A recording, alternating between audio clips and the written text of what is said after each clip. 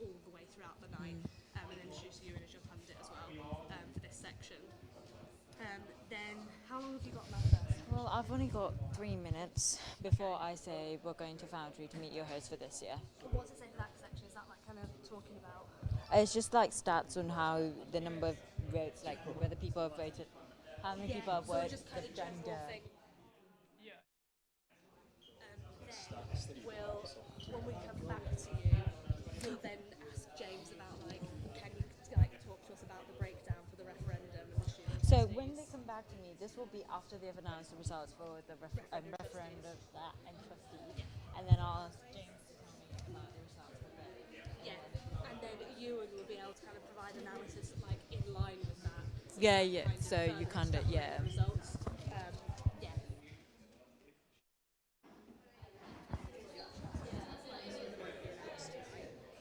So we're cutting that whole section.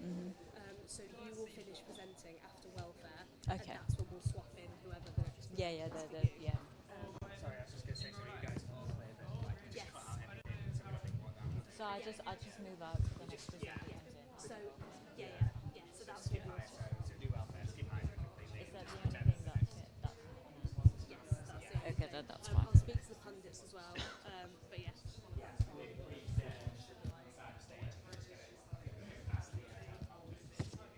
Hello. Okay, I think I should know who you are. I'm Yash. I'm James. Okay, yes. Nervous? A little bit, but good nerves. Yeah, good nervous too. I just don't want to mess anything up. Constitutional change that has to be 2 Thursdays, right? It's very easy.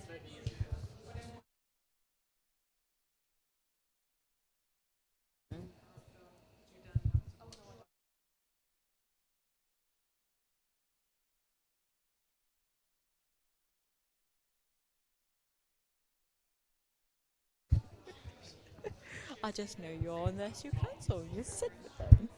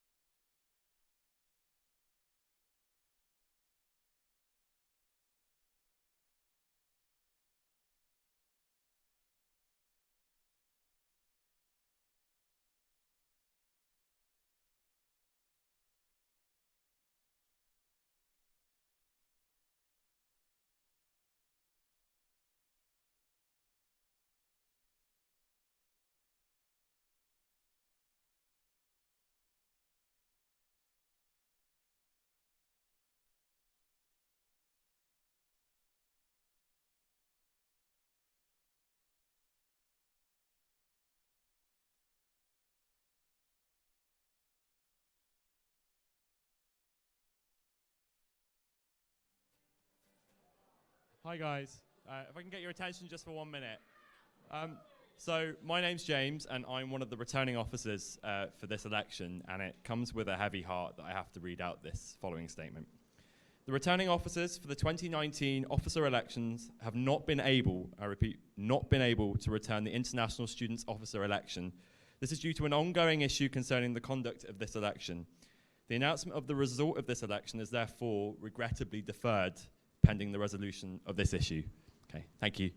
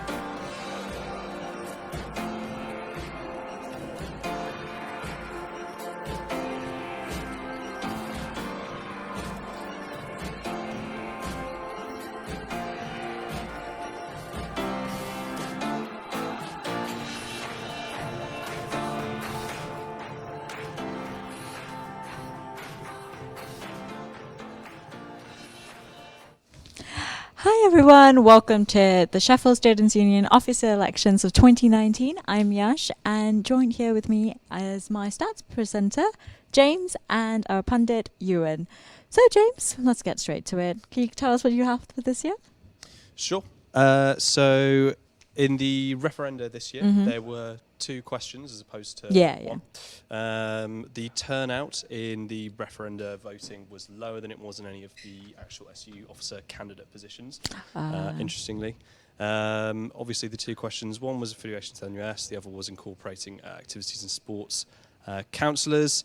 And in the trustees, the number of candidates has tripled this year. Last year, there were only 6 candidates. But this year there have only been, this year there have been 18. So quite a rise in the number of people voting for that. Turnout in the trustees, again, 8.65%, an increase of 0.29% from last year. Maybe people have just decided to care more about the trustees this year, I don't know. I feel like the true array of trustees on offer, I mean, there's 18 of them, for goodness sake. It's quite incredible, isn't it? And considering only 2 of them get elected, it's going to be an interesting one. But yeah, the trustees, it's not the most exciting role on paper, but perhaps we'll get a good character to liven it up. Do you want to give us a bit of an analysis of what you think?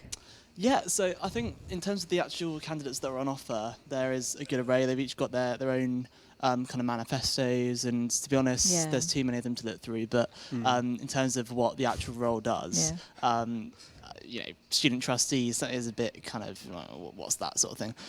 Well, they actually play a crucial role, don't they, James, in determining the strategy, the long-term strategy of the SU. Obviously, the officer team gets kind of elected year to year, so do the trustees, to be fair. But the trustees are focusing on beyond this cycle of officers and actually thinking about how can the SU do things better? How can we focus more on the next 5 years instead of just the next year, for example? What about the referendums? What do you think?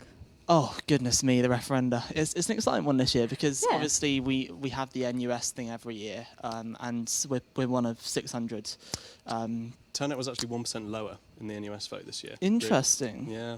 Maybe year on year people just aren't caring about the NUS. And that's interesting, because the NUS has had this new president this year, Shakira Martin, who's actually just recently come under allegations of bullying by the NUS women's officer. Shakira Martin denies those claims, but the NUS is kind of one that's riddled with controversy. I mean, the NUS is... I find it interesting that Sheffield SU is still affiliated, to be honest, because we have very vocal students here, and quite radical students, especially with Stuart, the education officer, last year. Like, I'm surprised that we are still part of the NUS, given all these allegations, given the problems last year with Malalia, the NUS president, the former NUS president. But the real interesting referendum this year is, of course, the SOCCOM referendum. Sports and societies. Sports and societies, what do you think? I mean, I think it's interesting. I think this is a true example of classic student activism, whereby Sports Committee and Societies Committee tried to get this new councillor on SU Council, first of all, by putting it to the council, which was rejected. Then they took to the student body, took to the streets, so to speak, and actually, got over 1,000 votes, and hence we're sitting here tonight awaiting the results. Okay, that's brilliant. Thank you, both Ewan and James. Now let's head on to the Foundry to meet your host for this year.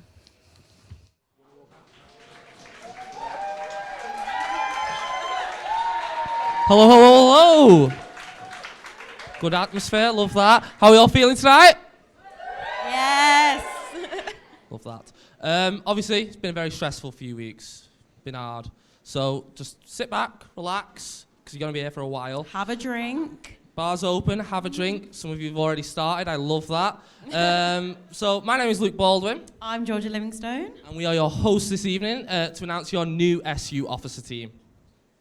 So we'll be revealing who has been elected as welfare officer, Development officer. activities officer, Sports officer. women's officer, Education officer.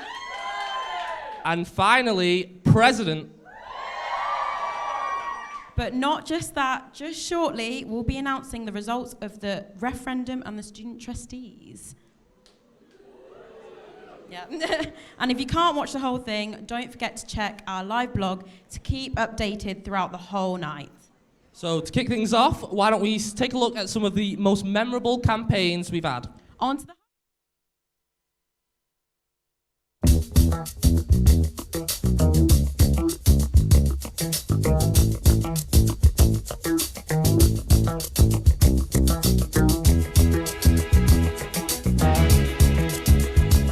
Back to hidden costs very quickly.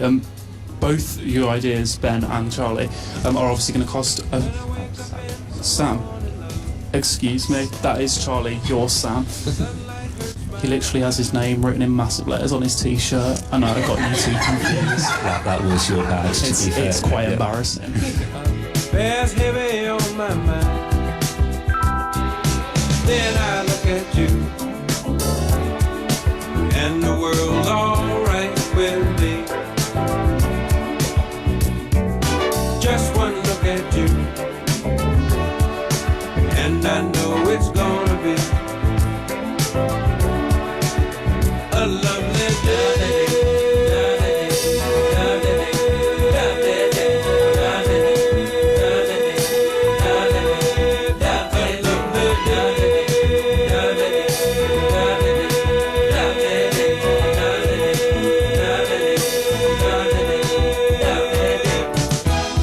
When the day that lies ahead of me seems impossible to face. When someone else is ahead of 8 new student officers, 8 student trustees, 8. Someone called it. I'm going to come out of the lift. Hold on.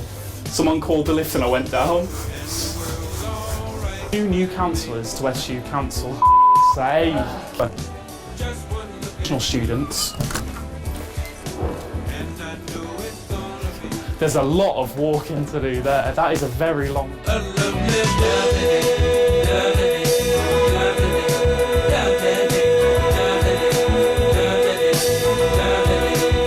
Tree in the current officer's office. Cheers. Cheers, Cameron. Right, go on. Hello, darkness, my old friend. when the day that lies ahead of me seemed impossible to face. And when someone else instead of me always seems to know the way, then I look at you. Could you just clap in front of your face?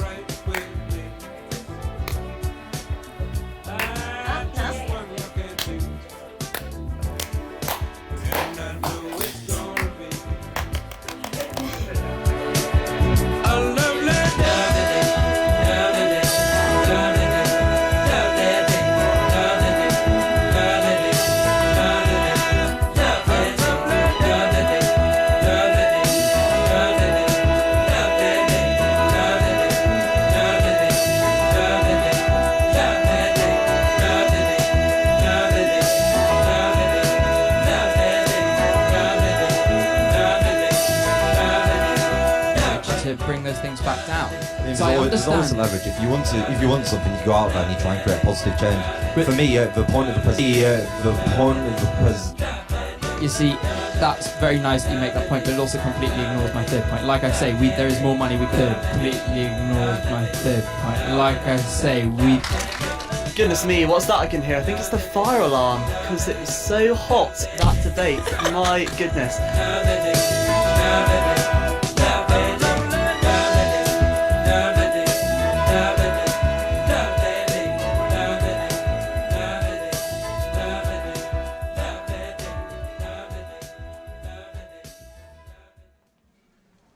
That was amazing, wasn't it? Okay, so now it's time to announce the result that literally everyone has been waiting for. The results of the referendum and our elected student trustees. Please welcome to the stage current SU President Lillian Jones. Hi everyone. Wow. Thank you, very dedicated officer team there. Hi everyone, what an exciting night. I really can't wait to see who's been elected. But first, there's some thank yous to some students who've really made this election happen. Big shout out to the election committee. They've worked with SU staff to make key decisions, including promotions, organisations and regulations. They've met regularly from November to ensure everything is ready. So please put your hands together for elections committee.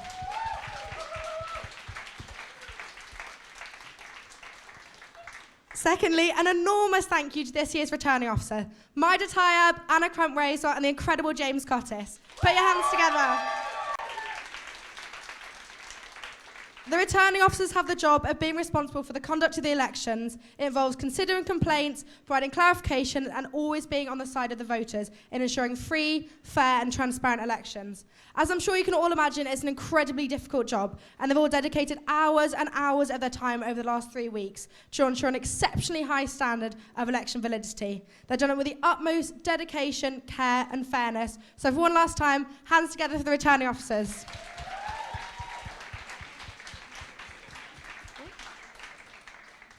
Now I'm going to announce the results of the 2 referenda that we've been running. It's actually quite hard to hold an envelope and a microphone at the same time. So, firstly, of the NUS referendum, I can announce that we've passed and we've stayed in the NUS. Woo! That's the sort of enthusiasm I like to see. And secondly, about the SU Council referendum, I can announce that it's passed. Congratulations. Wow, that's an example of a level of celebration that you want to see.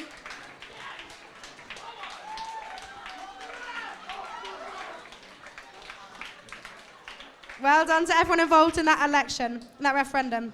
Secondly, the student trustee results, I can announce that Emily Jones and Lorenzo Omar have won a student trustee. Can you put your hands together?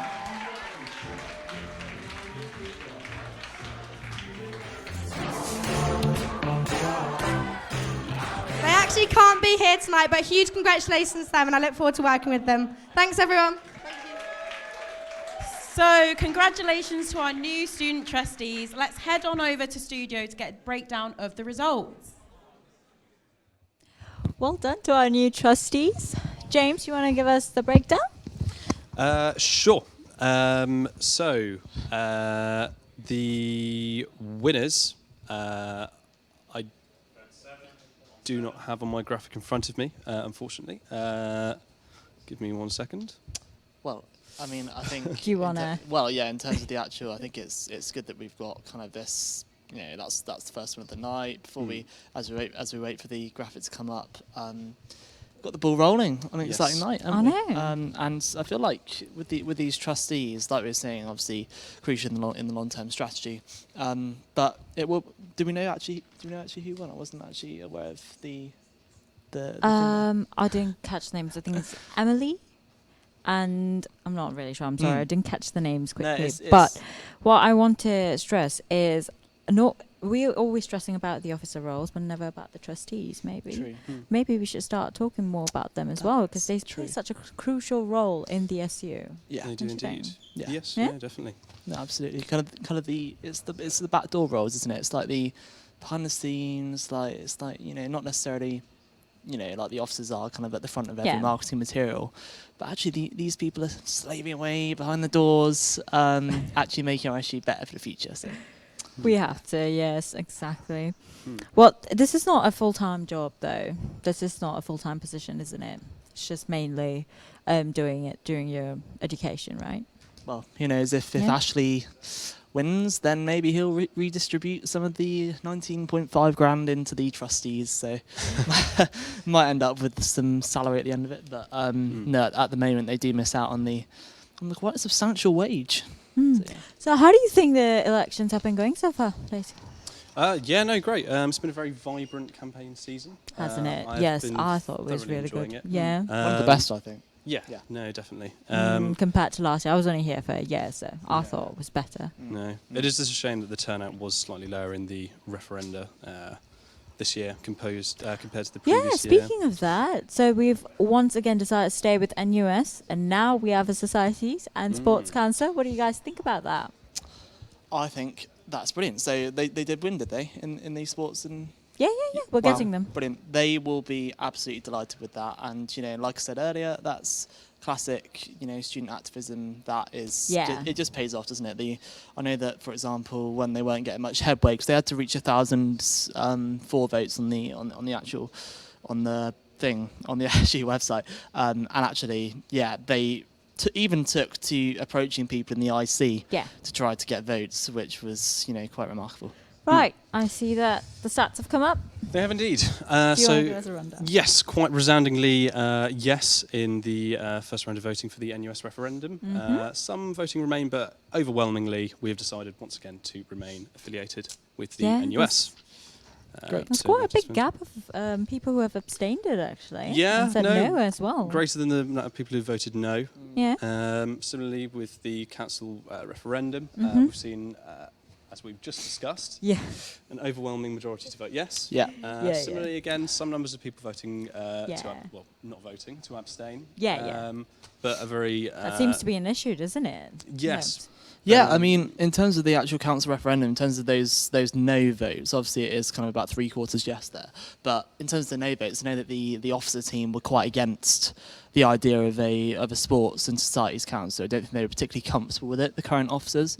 Whereas obviously there's a lot of people coming at this completely outside the SU bubble.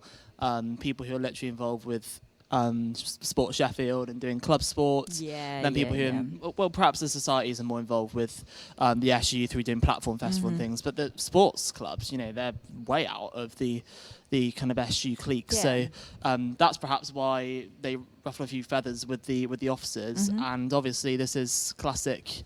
The students coming together and saying, yes, we want a sports and societies councillor. And they got it. Almost 75%. That's what it looks like. Yeah. It's fantastic.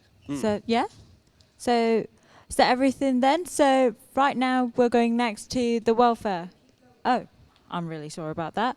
So, okay, how about you want to give us a bit of a breakdown about the two referendums? Do you think we'll be seeing this again next year? Give me more information, what you guys think. Because the NUS thing seems to come up every year, doesn't it? Because I remember seeing it last year. So why do you think it's going to come up again? Do you think the votes are going to stay the same? Something that will be coming up every year. So particularly with what you were saying before about the current NUS president. So the NUS is literally to kind of highlight to students who are perhaps watching and not aware of what the NUS is up to.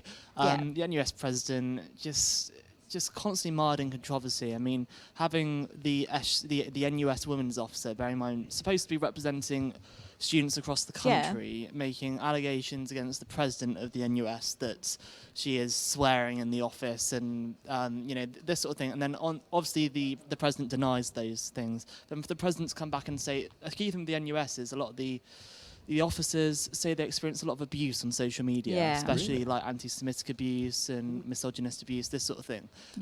So it's not an easy thing to be an NUS officer. That's what you have to. Even though a lot of people have different opinions on the NUS, it's not easy.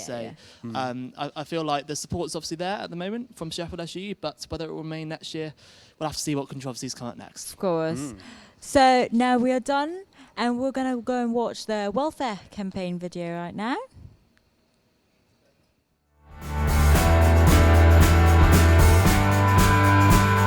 Sadie Bass.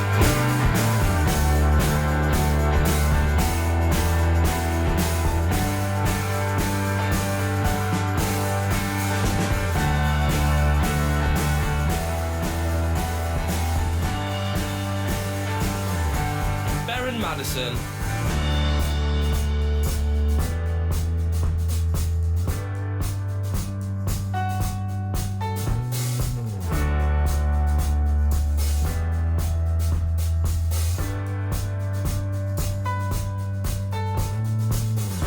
Hakeem.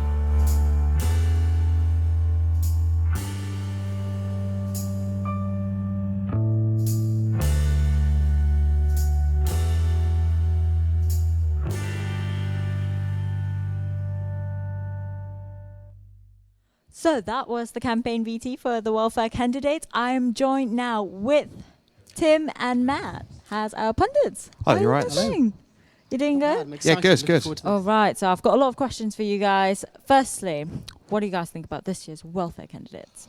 I think it'd be close. I genuinely believe that speaking to the people, you know, as well, I do think it might go down to the sort of a few hundred votes, even less than 100. It'll be interesting to see how that goes about, but you know, I've got an idea who'll win it in my head, but I'll leave that to later. Just in case How about you? It's interesting because I love watching the welfare debates. I felt, because only the two candidates could turn up, only Beren and Sadie were able to be there for the debates. I felt they were quite similar on a lot of issues, so I'm interested to see where those point of differences come up and how that affects the overall vote tonight. And it'd be interesting to see how Dot's affected as well, because they weren't able to turn up to the debates. Yeah, that's what I was thinking. Debates does play a really big part in your campaign. Yeah. So what do you guys think of their manifestos? Did anything particularly stand out or something that you didn't like? I think with Beren, firstly, he wants to empower liberation groups, enable representative committees to share the services they need, and monthly liberation group forums, and you know, lobbying the local authority as well will allow that top-down approach to actually, you know, engage in that sense as well. So it's not just from the SU's responsibility; it's from the local authority's responsibility as well. And in doing that, I guess you have that dialogue, which you know. At the end of the day, loads of people go to nightclubs at West Street, and it's how the police's role in that as well affects students as well. So it's not just the SU's responsibility. So that's quite a good perspective. In terms of Sadie, creating a resource pairing students with approved employers, I think, you know, having that safe space to have that one-on-one chat is so important, especially early on as a first year. You know, if you come from another area of the country or from abroad even, having that that will really welcome, exactly. And in terms of Dot, tackling loneliness, going across, you know, again as a fresher, if you're not getting on with your first year flat, for example, that's so important to provide that safe space for you there. Yeah. What about you, Matt? Yeah, I was pleased that both Beren and Sadie in particular were focusing on supporting working students. Just to continue what Tim said, that's an important section of the student population which I think goes overlooked. I'm pleased that both of them are focusing on that. And in terms of Dot, the loneliness point of her manifesto, the help with health costs as well, is a really great thing. So they've all got interesting things to discuss tonight. They do. So let's all go back to the Foundry to find out who your welfare officer will be.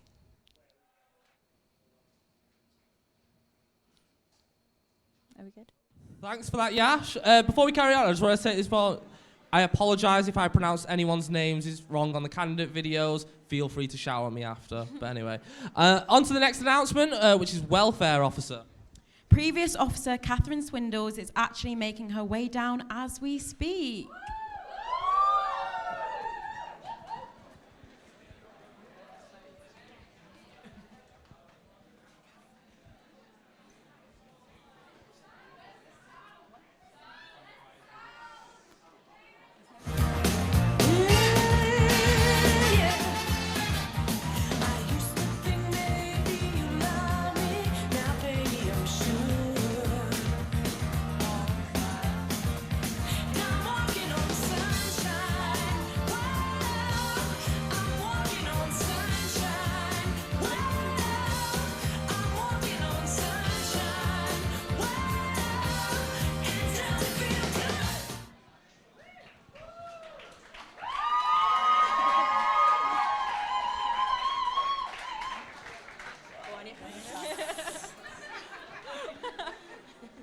Anyway, so Catherine, can you please tell us what your most memorable moment was being here as welfare officer?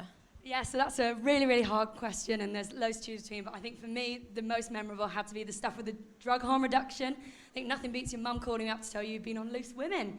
So that was really great. So a year of welfare officer really seems to have made your voice quite hoarse. Has it always been like that, or has it always been that hoarse? What can I say? Too many nights in bar and karaoke. Anyways, enough of this horsing around, guys. Yeah, sorry. One at the back, thank you. Anyways, Catherine, can you please introduce our new welfare officer? Oh, she got the envelope. Oh, no. Now I can. So yeah, it's been a really, really incredible campaign, and I've been really excited to see how strong and engaged and political the candidates have been. And I've also been really proud to see how friendly and respectful they've been to each other. I think that's been amazing.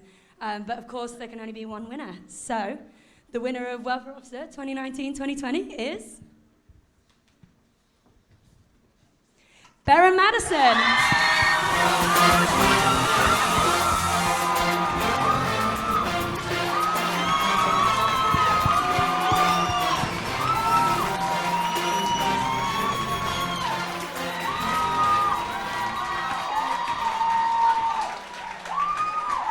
Oh my God.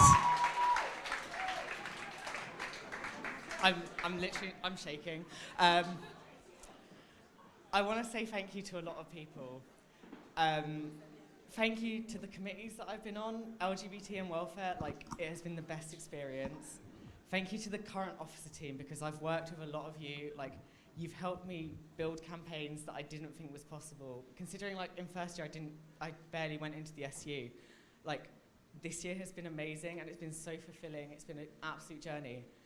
But actually the two people that I really want to thank are Jenny from the Student Advice Centre and Sophie Clark, because actually, like, they've helped me so much. They've helped me make the campaigns and the events that I wanted to run so big and exactly what I wanted. Like, I'm so in shock, actually. But, oh my God.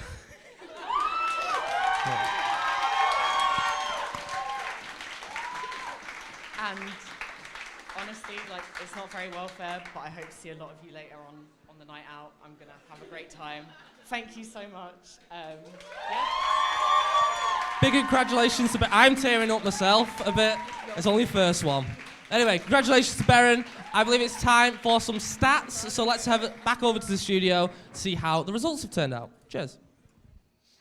Congratulations to Berin. That was a very lovely speech. James, do you want to give us the breakdown? I of the would results? love to. I would love to. There is a veritable deluge of stats I can give. So the total number of votes cast in the welfare officer position this year was 3,783. That's a decrease in turnout of 2% from last year. Oh, interesting. Yeah, as the very turnout was interesting 11.89%. Only 3 candidates ran this year compared to 6 last year, so half the number of candidates. That was also the lowest turnout of any of the officer positions this year, interestingly enough. Don't know why. Was it? Yeah. I never knew. Okay. And yes, in the end, when it came down to it, there was only 100 votes between Berin, who won, and Sadie. So Wow, so that was actually a really close call then. Yes, so we can see the first preference votes are up on your screens now. Yeah. You can see Berin and Sadie, both slightly more votes than Hakeem did get, but Madison did have the most first preference votes. Of course. And that then should carry over to round 2. Interestingly, though, in the first preference votes, Berin only beat Sadie by 9 votes. Wow, close. It was that close. That was really close. Okay, yeah. And yes, similarly, as I said before, when it came down to between Sadie and Berin, there was only 100 votes between them in the end. So very, very close. Yeah, close really to close. Every position. vote counts. Matt, what do you have to say? Tell us. Well, that kind of reflects what I was saying before, I think, about how close they were in the debates. We see how close they are tonight. There clearly wasn't a huge amount of difference. You've got to feel a little bit sorry for Sadie. You know, a very long campaign, 100 votes in it. That's a shame. But she did really well, as did Dot as well. They all did fantastically well. Berin had some really interesting points. Talking about giving the power back to students a little bit, empowering liberation groups, giving the power back to us, reforming the welfare committee. Maybe that resonated.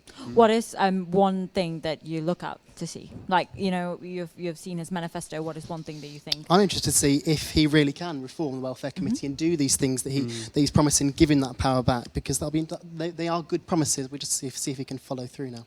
All right. Thank you, Matt and James. Now let's head over to our other room to have a little chat with your new welfare officer. So I'm here with Berin Madison. Berin, the new welfare officer. Congrats, man. Did you expect that? I mean, like, I was refusing to let myself kind of get confident or anything. Like, I was completely going into it, and like, I'm still in shock. I'm not gonna lie. So even if I was expecting it like this, yeah, I'm not coherent right now. So what is your first impression when you heard the result there? Your first reaction?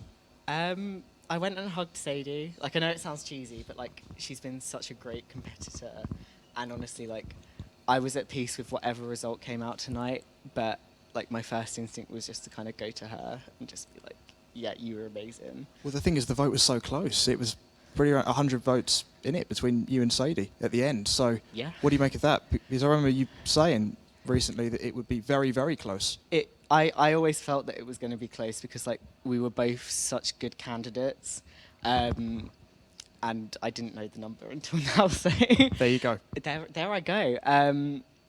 Yeah, it reflects like how much effort we both put into our campaigns, and like also how similar we were. Like, it was such a nice experience running with Sadie, and actually like, we're so similar, and it was very difficult to call who was going to win. How do you think your role as welfare officer on the LGBT plus committee at the SU will help you in this role now? So like, through both of my committees, like, I've been on welfare committee and I've been on LGBT. I think actually like, I've got an understanding of what you need to do in the SU, how to get stuff done. Don't get me wrong, like, I don't know everything, and I'm not going to claim to know that. But actually, like, I have a really good ground of like, to get the things that I've promised in my manifesto done. I know where to start, and I know like, I don't kind of need to figure out what the SU is like, because I know it quite well and I know the people there. So yeah. Just a quick overview: improving exam period support, supporting working students, giving power back to students in terms of a reformed welfare committee, and empowering liberation groups. Just a quick one on those. Do you think they'll take time, like individually, or do you think there'll be ones which will be easier than others? There will be aspects of it. Like, there will definitely be points that I can get across really quickly.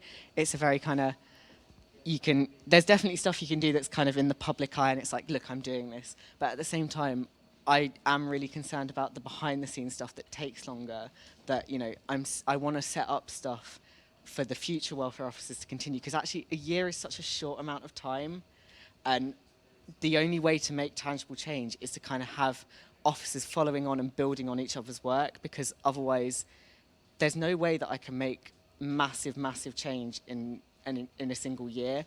But what I can do is start the process, or at least continue the process where CAF has done some stuff. Like, this is the nature of the role. And just quickly on communication itself, how do you think that with the other officers will be in actually creating that SU for everyone?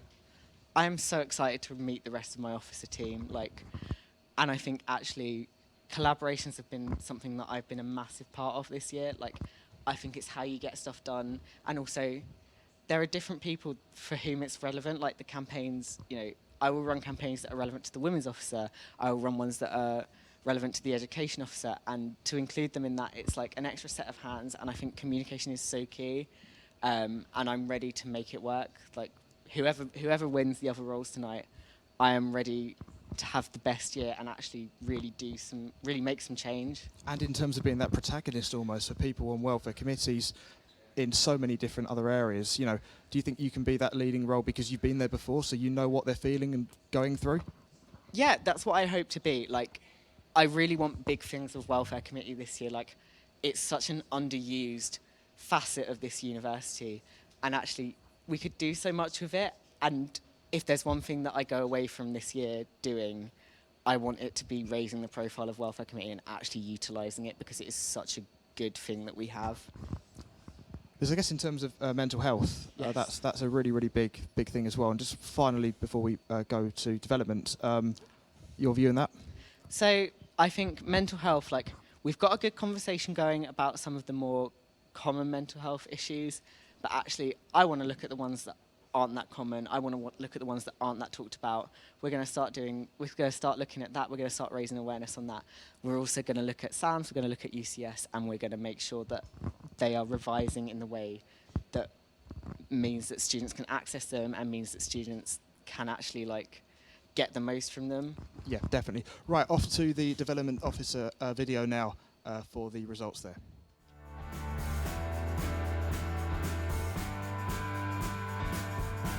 Harry Carley.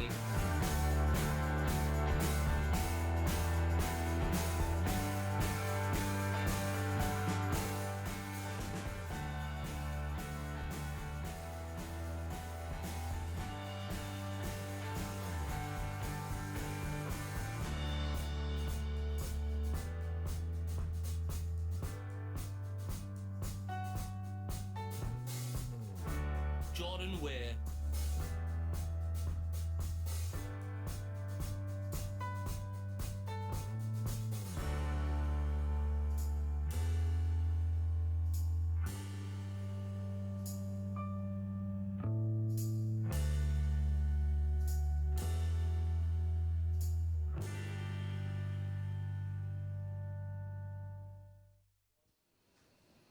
Congratulations to Baron, your new welfare officer, once again.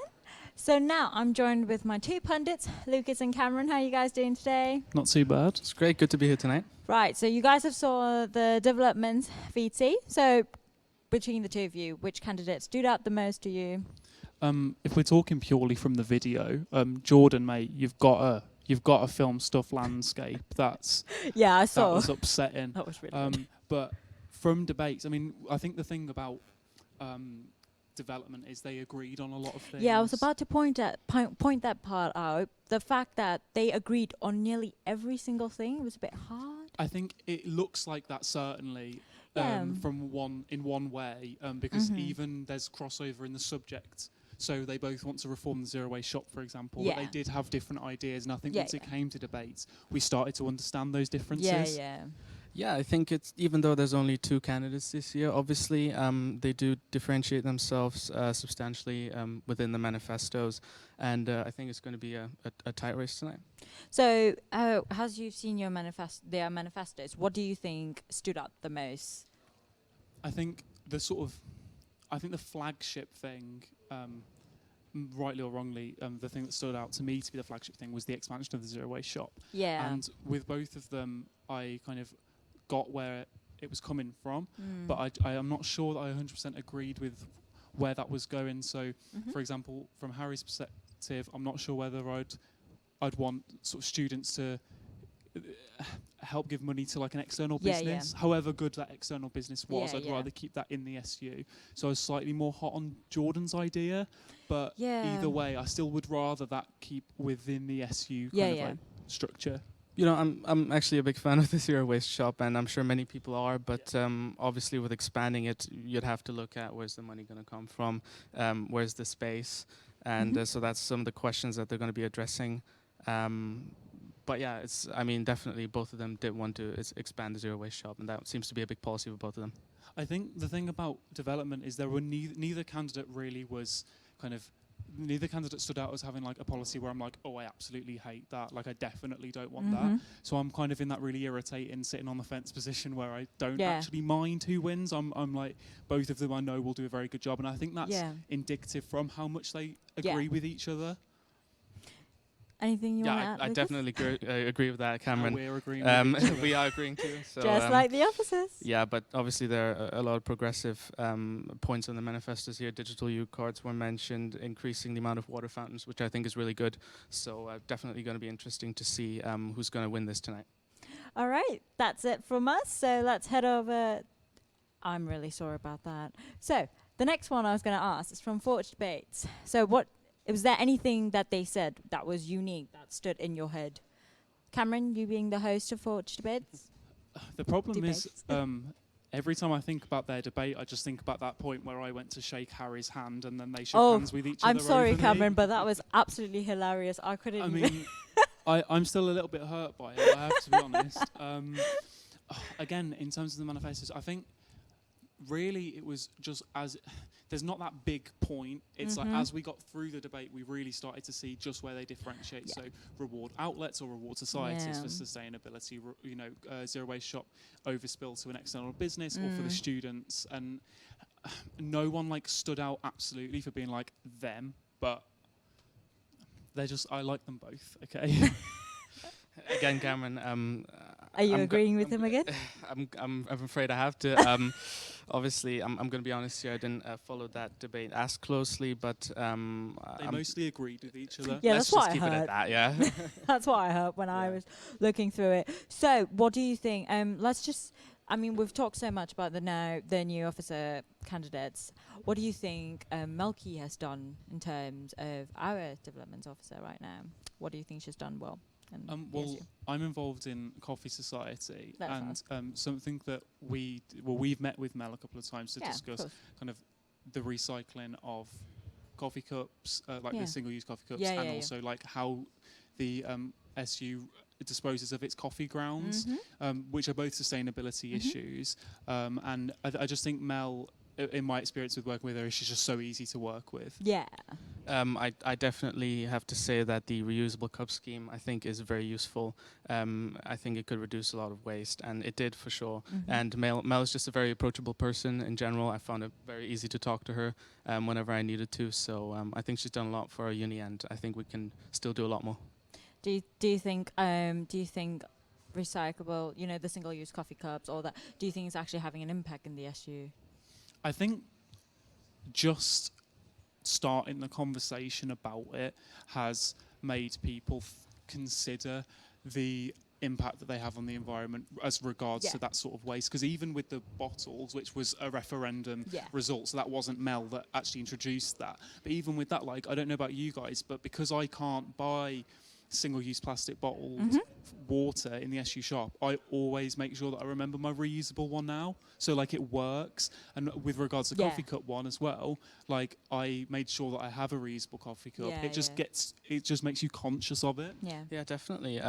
It's just really made me start thinking about it and about getting one myself as well. And I think it's definitely a very sustainable policy that she's introduced here, and that's exactly what what the role is about. So. All right, thank you, Lucas and Cameron. Now let's head over to Foundry to find out who your new development officer is.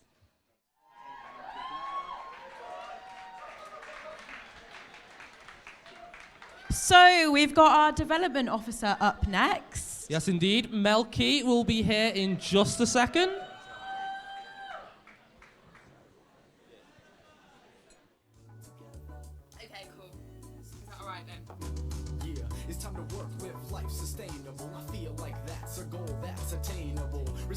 Sensible thing to do is pull the emergency brake.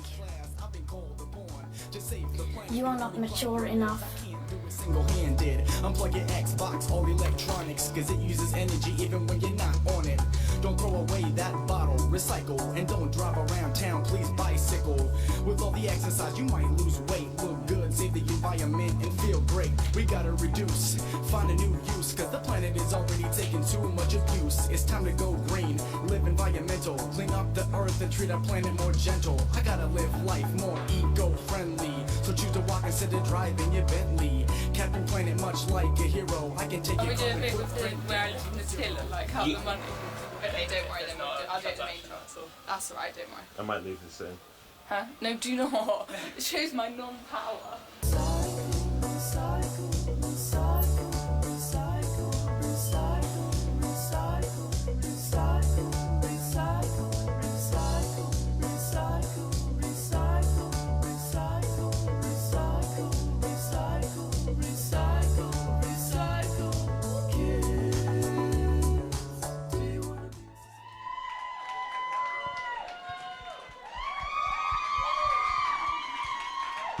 So, Mel, what advice could you pass on to whoever is following in your footsteps? So, my advice is to be radical. If the weather over the last few days has taught us anything, it's that climate change is a real issue that's happening right now. So that's my advice to my next development officer. Pretty sound advice if you say so. If I say so, should I say? Definitely. Like, I always seem to ask for advice but never actually use it because I always think my advice is the best advice. Because you know best. Clearly. Well, not the rate I'm at. Well, my advice is that we move on and introduce our new development officer. Okay, so firstly, I just want to take a moment to say a big thank you again to all the staff and students behind the elections. I think we can all agree they've run really well, and that's because of all that hard work, so thank you. So this year we've had 2 great candidates, so I want to say a huge well done to both of them for their hard work. They're both winners to me. I may not have very much power, thanks Forge, but I'm so passionate about this role and I can't wait to pass it on to one of them. So I'll get on with it. I'm so pleased to announce that your next SU Development Officer is...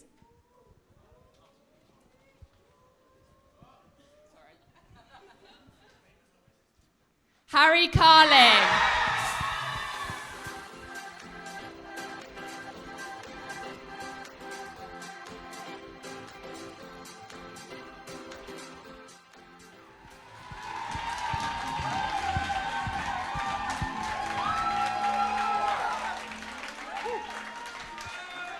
Wow.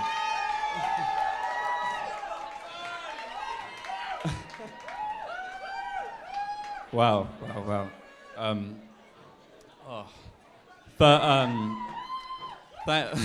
Thank you so much for that. Wow, that's indescribable.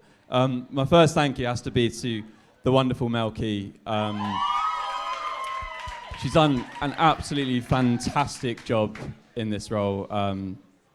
She's been so inspiring to me, and she took time out to speak to me on 2 occasions in semester 1 of this year, and it was just gave me such great insight into the role and indirectly convinced me to go for it, which was just, yeah. Thank you, Mel. Thank you so much. She's going to put this down. Sorry. Yeah, my first, and then sorry, I have to thank my absolutely fantastic angel of a campaign manager, Katie Kelson. I could not have done this without you at all. You're an absolute saint. Thank you so much for keeping me in check and just being such a great person. Thank you so much. I really hope he's here and he's got out of rehearsal. Oh, there he is. Thank you so much, George Evans, for being head of social media. Again, could not have done it without you, mate. I love you. Thank you to the wonderful Emma Beaumont for her fantastic graphic design for my campaign. It was just flawless. Yeah, you're only as good as your campaign team, and yeah, I've been interested in this role since my first year. And another person I'd like to thank, she probably isn't watching on streams, but is Meg McGrath. The legacy that Meg and Mel both will, after Mel is finished with her tenancy, the two will have left such an amazing legacy that just inspires me to leave one of my own. And yeah, this is just so overwhelming. But yeah, thank you to all my wonderful friends for just keeping me going. This was...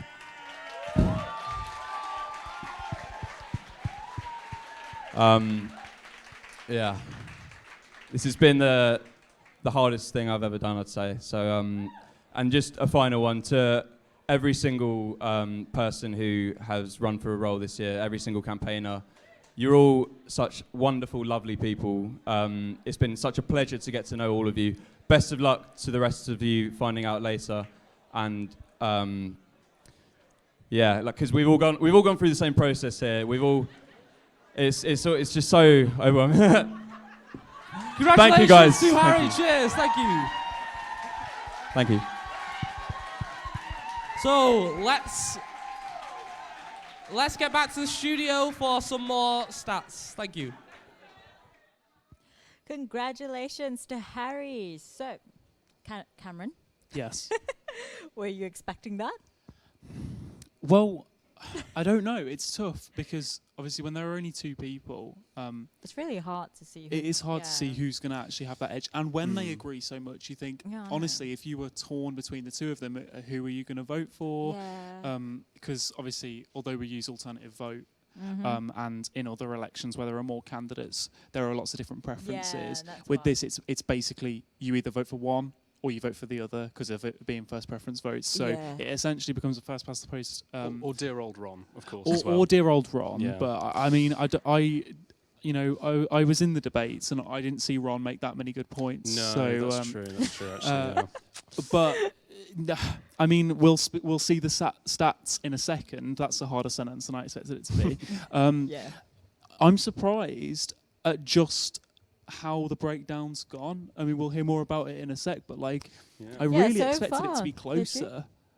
I mean, yes. I mean, I'll quickly just detail the number of turnout and stuff, and I'll get down to the breakdown. So turnout was down about 1.61% this year, 13.89%, 4,418 votes cast. Obviously, only 2 candidates, 5 last year. Obviously, Melky, the previous student development officer. I found out to my own cost that's not Cockney rhyming slang for a cup of tea, unfortunately. But yes. What, Melky? Yeah. Is it not? No, I found that out to my own cost. But yes, as we can see, as you touched on, Cameron, obviously in the debates they were quite, kind of similar, and they quite agreed with each other. But that's not reflected in the outcome of the voting. Harry got 2,908 votes. Whereas Jordan Weir got 1,303. So that's double. Yeah, that's almost double. Something tipped the balance. What do you reckon it could have been potentially? I'm really His not glasses. sure. Yeah, I reckon it was the glasses. Yeah. The facial hair was good. It was, No, I mean the two of them spoke very, very well on debates, and I mean I always find it tough to talk about the elections like this because I know that it all depends on who you follow and who you're friends with on Facebook. But I have to say, I did see a lot more "Be a Darling, Vote Carlings" than I did see posters for Jordan, than I did see people showing support. And obviously, again, that's caveated by it just depends who you're friends with on Facebook, it depends who you follow on Twitter. But I have to agree with you on that point. I actually saw more of his posters all over instead of Jordan. I saw a lot of it in my fridge as well. So if that's anything to go by, then that could be what tips the balance. Not your fridge, the campaigning on social media. Any last words, James? What exactly? I know it's so really ominous. Any last words? I'd like to see more candidates next year. Actually, yeah. I think having 2 candidates was extremely tough, to be fair, because it's either one or the other. It's not like you don't have a variety. Yeah. So anyway, sorry, no, you were going thrown to away. No, I was going to say it's such a big role. It should have more candidates. You are right, actually. So, anyways, we will now be going to Lucas, who'll be interviewing your new development officer for next year. Hello, I am here with Harry, our new development officer. Harry, congratulations. Thank you very much. How are you feeling? It's a very indescribable feeling. I feel very tired, but very overwhelmed. It's a very big day for you tonight. Did you expect it? No, not at all. A big shout out to my competitor Jordan Weir. He's absolutely fantastic. Had great policies. He was a fantastic person to go up against. And just such a lovely guy. So I really thought it could go either way. So it was a very long campaign, very tiring, as you said. How did you find the process? How was it for you? Yeah, difficult. Needed a lot of stamina for it. Your degree is always in the back of your mind as well, whether you're doing enough on that front as well. But yeah, it was fantastic. I loved so many bits of it. I loved speaking to so many people, especially the ones who are really interested in the elections and interested in the politics and interested in what RSU can do to improve and things like that. So that was great. You said that you were interested in this role since your first year. Is it really a dream come true for you in a sense? Yeah, definitely. It's everything and more. It's indescribable. What are some of the first things that you're going to tackle as new development officer? Definitely, I want to push for the digital U-cards and get that over the line. That will be a huge priority. It's something that students want, and I will do everything in my power to get it over the line and implement it. I think it would be a fantastic technological innovation for not just our union, but our university as a whole. And I really want to get over the line all of my policies, and I'll do everything that I can to do that. Especially, of course, the very sustainability-heavy ones like expanding the zero waste shop as well, and implementing the custom loyalty schemes to our outlets to promote sustainability. We talked a lot about Melky and her renewable cup policy. Do you plan to push that forward as well as the new development officer? Yes, absolutely, yeah. It's as I said, the legacy that Meg McGrath and Melky have left have just been incredible, and I want to help the legacy extend even further, but also leave a legacy of mine as well. How do you think it's going to be working together with all the other officers next year in the SU to push forward your policies? I can't wait. Really happy for Beren, fantastic guy. I'm looking forward to seeing how the rest of the night pans out with the rest of the roles. It should be really, really interesting. Just want to talk about the zero waste shop with you again. You were talking about expanding it. How exactly are you planning to do that, and what do you have in mind for it? Yeah, so I'm really passionate about this point. It was the fourth point of my manifesto. I want to. I see that pots, pans, and utensils is a very unnecessary waste stream in our area, in our student area of Sheffield, and I want to collect and recycle these and sell them through our zero waste, selling a different product, marketing the outlet further. And yeah, this has student priorities at the forefront, but also our SU's financial priorities as well. What are some of the other things that you're really passionate about to finally get going with and get your hands on with? Definitely trying to reduce our plastic consumption as a union. This I'd love to do by working closer with our wider suppliers, working with our shop managers in how we can change to more biodegradable materials and sort of practice what we preach as a union. We've been the best SU for the last 10 years, and the only way I feel that we're going to stay at the top is if we continue, as I say, to technologically innovate, but also sustainably innovate. So, yeah. So you've talked about digital U-cards. Are there any other points where you plan to digitalize more things and carry things forward with technology? Yeah, I think the screens that have recently been implemented around our SU, I want to utilize these a lot more. My third point of my manifesto was to implement more sustainability programs. The first idea for this policy was a pamphlet sort of thing that I'd want to include in every fresher pack, but be readily available around our SU about healthy, sustainable and inexpensive eating. 3 areas that I think are really important for students to be educated on. I'd want this pamphlet readily available in obviously the fresher packs, but I'd love it to be readily available on the screens around our SU as well, just to inform our students on how we can all be more sustainable and ethical in what we purchase and eat, really. We talk a lot about reducing plastics more. Are there any other policies that you have outside of your manifesto that you're thinking about bringing that forward?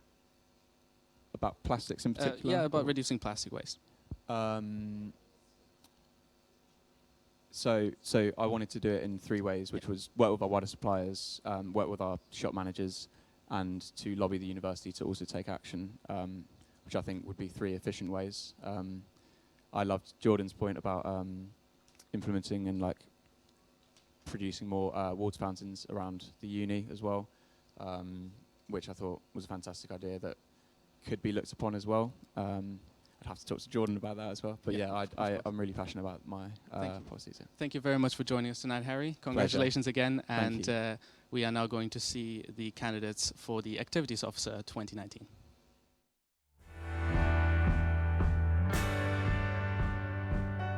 Dan Tomlinson.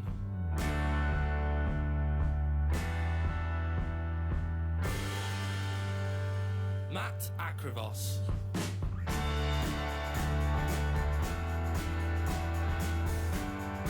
Martha Daisy Evans.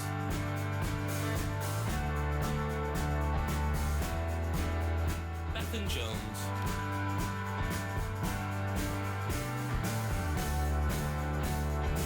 Harry Hurst.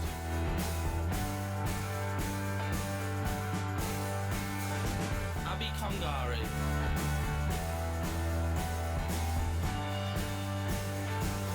Mohammed Ali Rashid.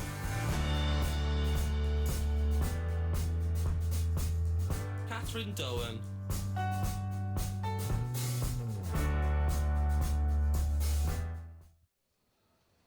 All right then, here to take a look at the field of activities officers with me, I've got Yash and David. Thank you very much for joining us.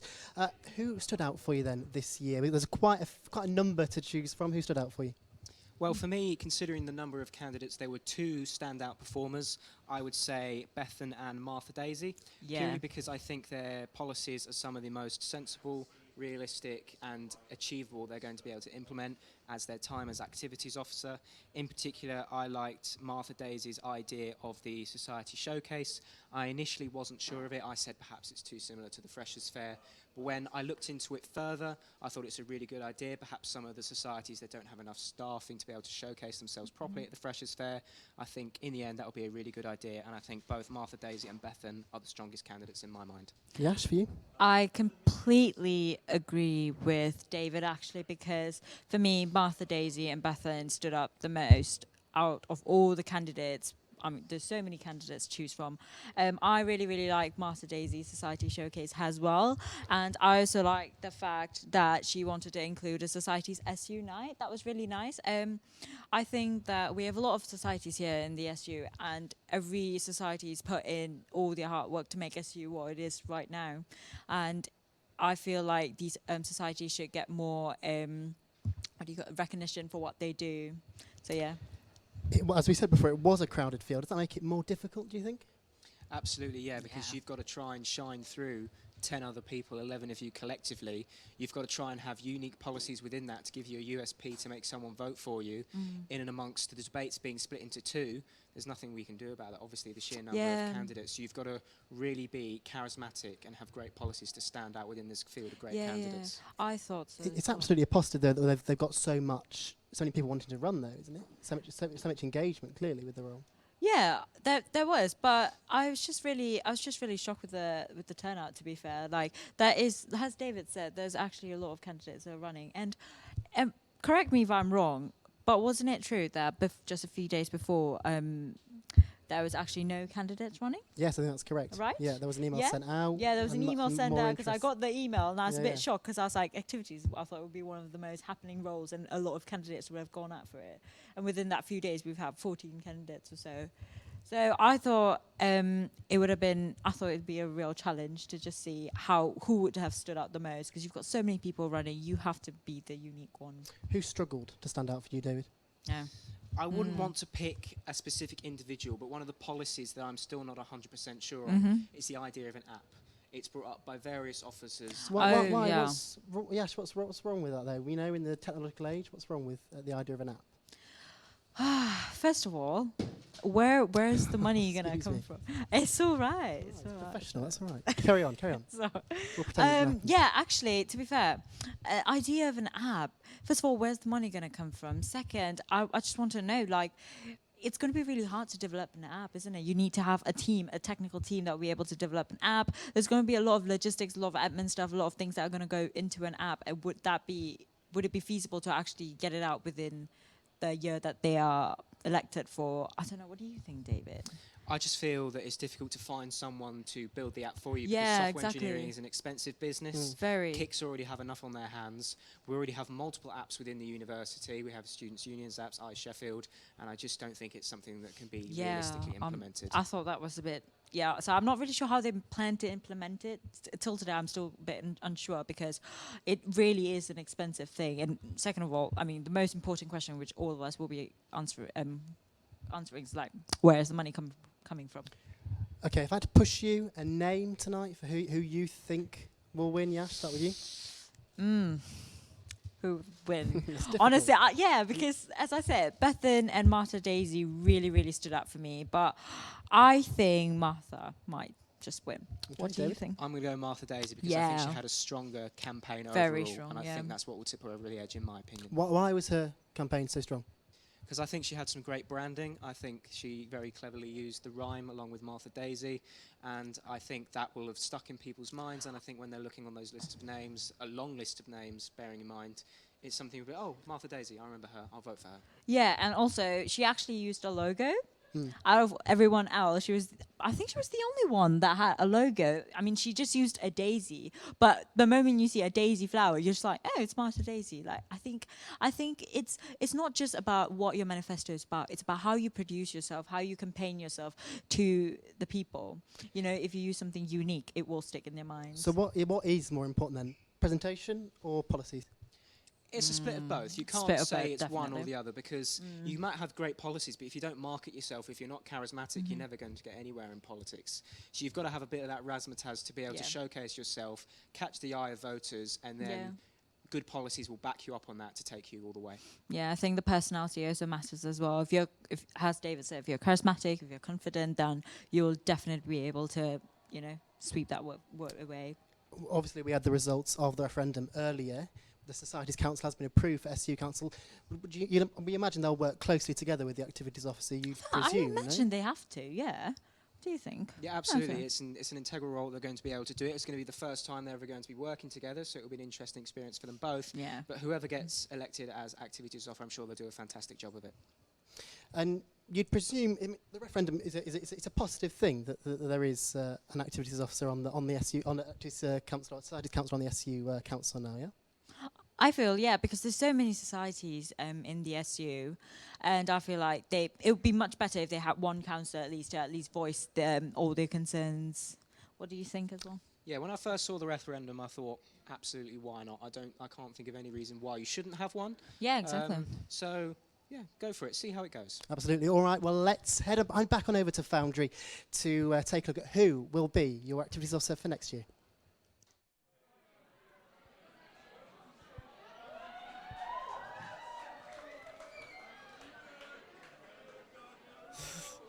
How are we all doing? We all right? Getting there? So good. I would tell you that there's not much longer to go, but there is a lot longer to go, so just keep getting drinks, you'll see through it. I love the response that Harry got, though, as well. Anyway, just to say as well, obviously, thank you to everyone who's watching on the stream and the live blog. Sadly, you couldn't be here, but at least we've got a lovely audience here today, so thank you very much. So, up next is actually Activities Officer. Play the VT.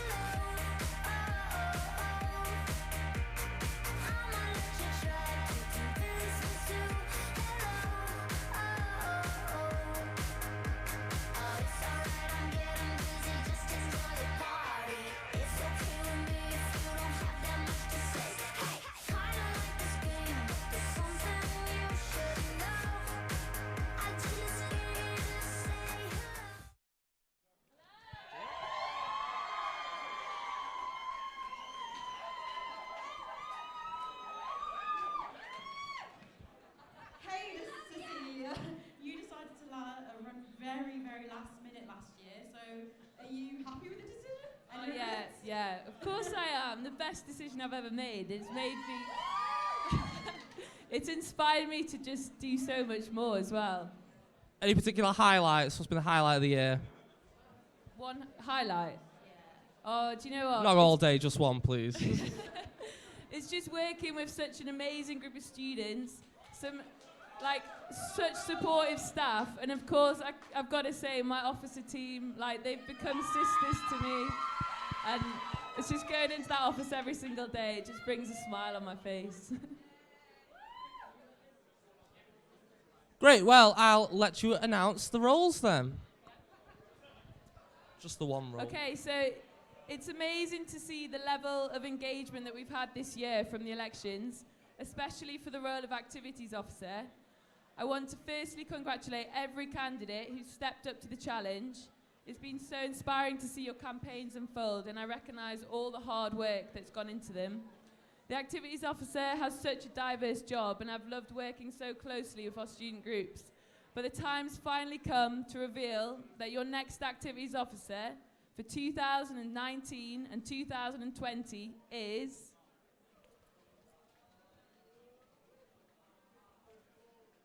Martha Evans!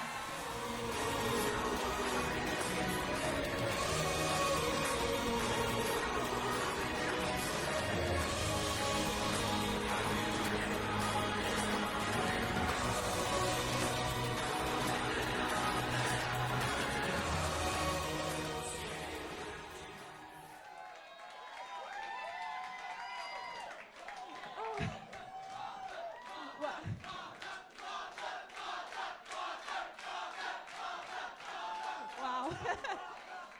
Oh my word, thank you very much for that. I planned every bit of this campaign with some wonderful people. I didn't plan this bit at all.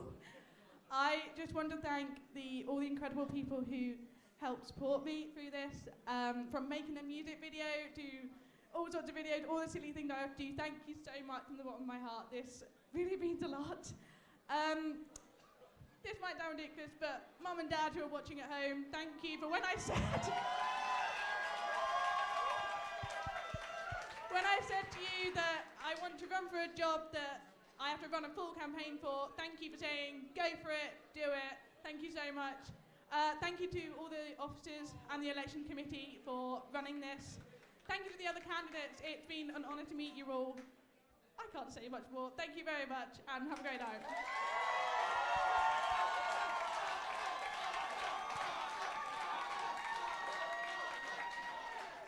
Big congrats to Martha. I'm getting emotional again. I'm not going to last the full night. Anyway. So you probably guessed it by now. Yes, we are heading back to the studio for more stats right away.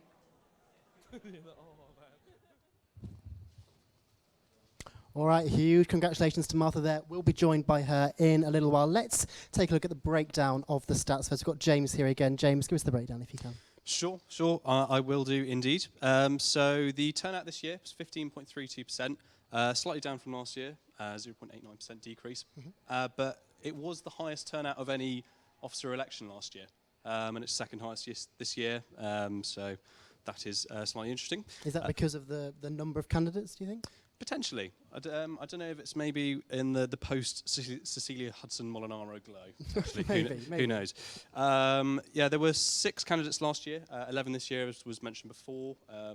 There was that email that was sent out the day before. Don't know if that's in any way affected the quality of the candidates. But if we look at the breakdown now for the first round of voting, we can see that it was Martha who was ahead from the outset, followed by Bethan Jones in second and Buni Jethnani in third. That will be the sort of positions that they would then remain in for the rest of the breakdown. If we go to round 2, we can see Martha again increasing her majority. Bethan again in second. Yep, round 3 again, same. Round 4, this will be quite a few rounds. There's a pattern. There is a pattern. There is a pattern. Again, Martha in first. Bethan second. Again, Martha. So Martha had a good night, basically. She did. And in the very end, Martha finished about 800 votes ahead of Bethan. So even, clear winner. Even at the end, Martha was the clear victor in the activities officer elections. Again, as we can see, the breakdown when it's the top 3 between Martha, Bethan, and then Martha triumphant. Martha coming out on top. Yes. David, you talked about the Society Showcase. Was that the decisive factor, do you think? I don't think it was necessarily the decisive one. I think she had a great mix of policies. Keeping Wednesday afternoons free is another thing that people are very passionate about, not just from a society's point of view, but from a sports team. And also from the branding perspective that I mentioned earlier. She had a great campaign, and I think that's what's taken her over the line here. James, any thoughts on why Martha was such a clear winner for you? She's a very nice person. A very nice person. That's good enough. She's active. That's good for an activities officer. The job name Yeah. lives up to that aspect. I don't know. She just seemed to have a calibre above the rest of the candidates to an extent, I felt. What about this idea of room booking? She focused quite heavily on that. A good thing, David? Yeah, it is a good thing because it's something that a few other candidates mentioned, but you've got to have it on your manifesto to be able to succeed, to say, look, I can provide this just like other candidates can. And room bookings is something that a lot of people feel passionately about. Perhaps the system isn't as good as it could be at the moment, and if it can be improved, it will be a great success. All right, let's head on over to Yash then. She has got Martha with her. Hello, guys. Congratulations, Martha, on winning. How do you feel today? Completely astonished. I think it's as my speech in there said, I was like, I don't quite know what to say. So grateful. I don't think I said enough in there, but to the wonderful, wonderful team who, every time I said, I've got a mad idea, let's try this, will this help? Who said, yeah, cool, let's go. So before we talk about your manifesto and everything, I just want to know a bit of background about you. What actually pushed you to run for this? I think that's a really good question. In first year, I actually helped someone else go for activities officer, and it really prompted me throughout the time being here to see more about the role. And genuinely, it was, I can't remember, sometime at the end of last year, and I think I just turned 21. I genuinely said to my parents, I might run for this. I'm really passionate about it. Lots of people always run for it. Got, I don't know, a 10%, I think it was even less this time, chance of getting it. Yeah. And friends and family all went, yeah, go on. What's the worst that can happen? And I can't quite believe I'm sat here as the next activities officer. That's amazing. So what were the challenges you faced when campaigning? Keeping going, and I think that's something like all the candidates definitely felt today. It was hard. It was the last 2 hours, and it was like, what can we do now? How do we keep going? How do we find the strength for that? Getting a campaign team together. I mean, I have some amazing friends who, wow, I can't believe what friends will do for you. Getting dinner. Flyering in all sorts, literally dancing in a music video. That was good. Which unnameably grateful for. I think those are the main challenges, really. So, about your manifesto, I particularly liked your logo and your slogan. Okay. So, who came up with that? That was actually me. Daisy is actually my middle name. Which I think most people got, because nothing actually rhymes with Martha. And nothing goes with Martha. It's fine. My parents can blame for that. I mean, the Daisy seemed like quite an obvious thing to go for. I wanted people to recognise me, something easy that you could recognise around campus, around social media and things like that. I think that's where it came from. Okay, now we shall go down to your manifesto. Okay. So just a question, again, before I go on to the... what do I say? Okay, before I go on, what actually inspired you to come up with the manifesto? So, see, I'm seeing here things like, society showcase, a society's night. What made you say, oh, actually, I need all of this? Is this something that the SU is lacking? What do you think? So, because I've been thinking about running for quite a long time, it's something that I've been thinking about for a long time. I have a lot of experience on committees, and I think I have an understanding of the things that were needed, because I think the SU is great. I think the work that is done here is great. Definitely. I think maybe my manifesto really centred around increasing opportunities, but also increasing efficiency and organisation. My friends will say I'm quite an organised person. I think if they're watching, they might be. And you're also quite an active person, apparently. Yeah, apparently I'm an active person. So I think that was really, I wanted to sort of improve things, improve things in a feasible but ambitious way, rather than going about changing everything, because that just wouldn't be ideal, I think. Okay, so what about your society showcase night, your society's night, and then you also talked about a mandatory disability. Okay. What was that? So the showcase week was the idea. So we have the freshers and refreshers fair, which I think are great, but they're really ideal for like recruitment. Whereas the showcase week, I feel, would give our society a chance to like show off what they actually do. Your next point about the mandatory training. Yeah, the mandatory training. Now that one really struck out to me. So what was it? Yeah, so all committee members must do some form of like SU here accredited training to get there. Yeah. Get Yeah, there here. And my idea was to introduce mental health, LGBTQ+, disability, and all sorts of other minority awareness to equip all of our committee members with this. Yeah. Because that seemed to me quite an easy way to equip them with this knowledge. Yeah. Okay. Thank you so much, Martha. And we'll move on to your next officer role. Thank you.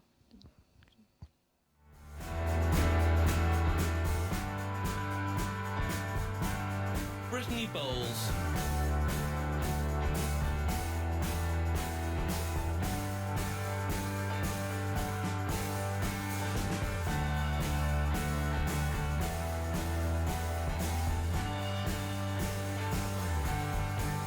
Lem Swanborough.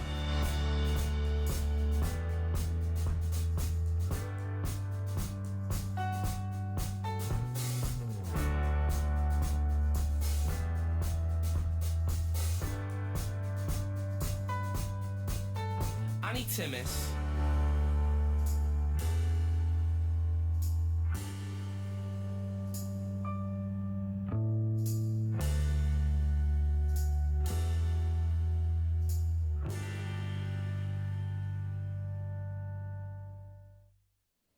All right, here to discuss the field of sports candidates with me, I've got Lucas and David again. A slightly smaller number to choose from this time. Lucas, who stood out for you over the course of the campaign? I mean, you have to say, just from the videos, Brittany's video with the newsy background, very creative, I think. Don't you think, David? Absolutely. It's one of the highest videos, highest viewed videos, I think, across the board this year in elections. What about policies-wise, though, Lucas? Well, since we're talking about Brittany, I'm going to stick with her. She's got some very ambitious policies. She wants to secure funding for a new Goodwin building. Yep. What do you think about that, David? I'm not 100% convinced because obviously that's a very ambitious policy. Obviously, Is it achievable? We've got all the renovations going on at Goodwin at the moment. If it can be done, that's fantastic, but I'm not entirely sure if that can be done. I would say Annie's policies are slightly more realistic, the easy access to memberships for people to join sport, to travel to areas like Norton, I think that can be done, and also getting the support as well. I think that's really important to ensure that people who are taking part in sports have that support to be able to reach their potential. We touched on it there with Brittany. Is there an issue about officers or potential officers looking too far into the future a little bit with things like the renovation of Goodwin, etc.? I mean, I think it's important to be ambitious. You know, you have to look into the future. You can't just look on a year-to-year basis because, you know, if we can really affect change in the long run, that'll be really useful. But in terms of policies that are actually achievable in the next academic year, we've got, for example, we haven't really talked about MEM yet. One of her policies is keeping Wednesday afternoons free. And she's also talking about swim and gym only memberships. So that's definitely something that can be done, I think. I would like to see a swim-only membership. I think that'd be a very sensible thing to do. But you can't make change without being ambitious. Yeah. You've got to look ahead and try and dream big. And whilst I criticise Brittany for perhaps aiming too big, I think it's something that students do want to see, more sports facilities at Goodwin. I think a lot were disappointed that they were being knocked down. And if she can achieve that, then people might have voted for her to give that her sort of mandate to go and do that. Mental health came up in quite a few policies. There was quite a lot of focus on that. Who sort of stood out for you in that field there, David? I think it's probably Annie again for me, because she's talking about how she doesn't want students to be interrupted by exams, having priority timetables for athletes. If that can be implemented, and that seems to be my catchphrase this evening, liaising with the university, that will provide great relief for students who currently suffer a lot of stress to be able to balance both their degrees and their exams and their sports at the same time. Yeah, I agree with you here, David. I think it's good to see that all of the candidates are putting an emphasis on mental health this year. I think it's in every single one of the manifestos, and that's definitely good, very good to see. That's definitely something that has to be looked at across the whole board and not just within one officer role. Okay, just very, very quickly, push you on a name. David, who is going to come out on top for you tonight? I think I'm going to go with Brittany. Well, in that case, I will go with Annie. Okay, I think we are just about ready to head over to find out. No, I don't think we are ready. It's all right, it's my fault. Okay, why for you, David? Why Brittany? Yeah. I think you can see it in the analytics of the video. potentially I might be looking too deep there, but the fact that it's the most viewed video is going to reach a larger number of people. That may or may not translate into votes as well. I think she's got a large backing, people within her sports clubs as well. And I think you're looking at her other two policies, the value of sport and inclusion are things that I think people really care about within the sports teams, sort of the value of sport. And we've seen throughout the year sort of the way sport brings people together. It's more than just a game. There's the social interaction of it. There's the communication skills you gain from it. And I think that's why Brittany is going to win, in my opinion. I think it's going to be quickly, Lucas. Very quickly. Okay. I think it's going to be difficult for Mem since, unfortunately, obviously she couldn't attend the debates. Yeah. But the reason I went with Annie is because I like her mental health policy. I like her emphasis on accessibility, and she wants cheaper gym memberships. And I just think, obviously I'm going to have to argue against you here, David. It would be boring if I also went for Brittany. So. All right, fabulous. We are now ready to find out who your sports candidate will be for next year. Let's take a look.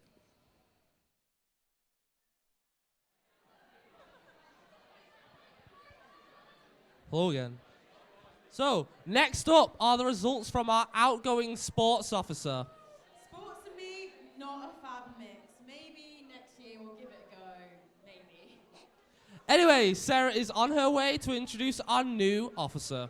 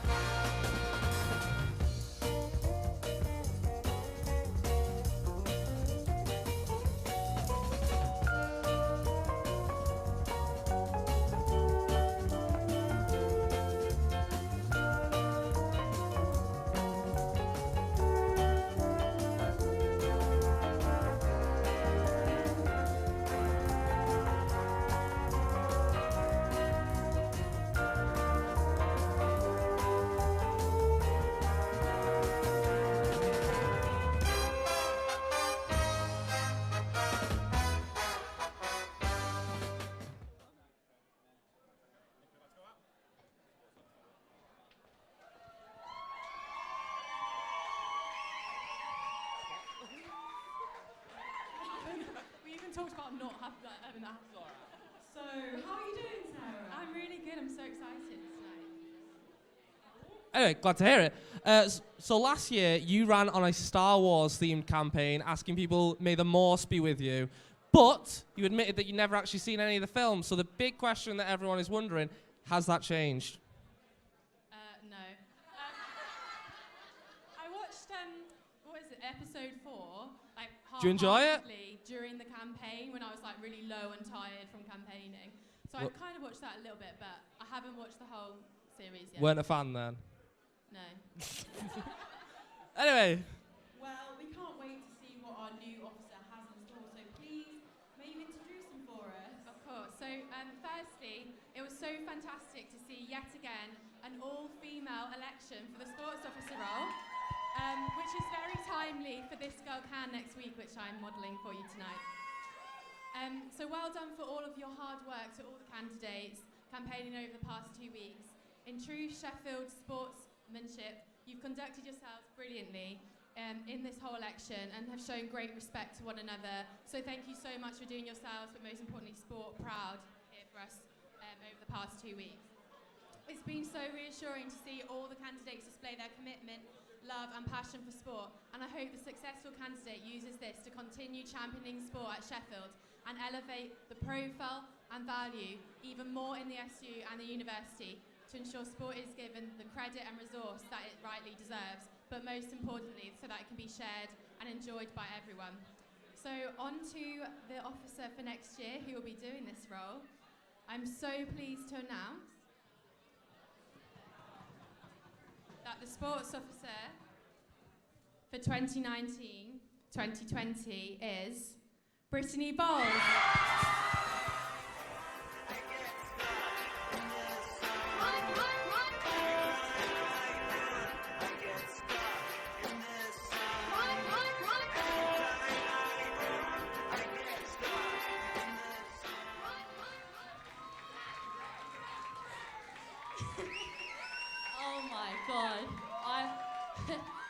Not to be dramatic, but I actually think I'm going to be sick.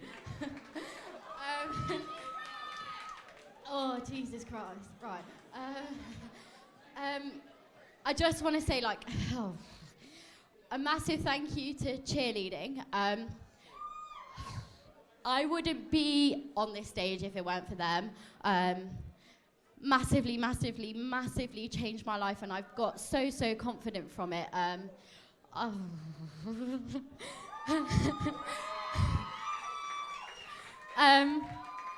A massive thank you to Sarah, who basically just inspired me to even go for it. Massive thank you to sports committee. You guys have been amazing. Let's go varsity. And a massive thank you to all my campaign team, especially Tev, who's like come to the concourse with me, come to my debate. My amazing friends who have literally watched me cry and get hyperventilated about everything. But a genuine thank you to everyone that's voted for me. I'm shaking so much, I actually can't believe it. Yeah, thank you.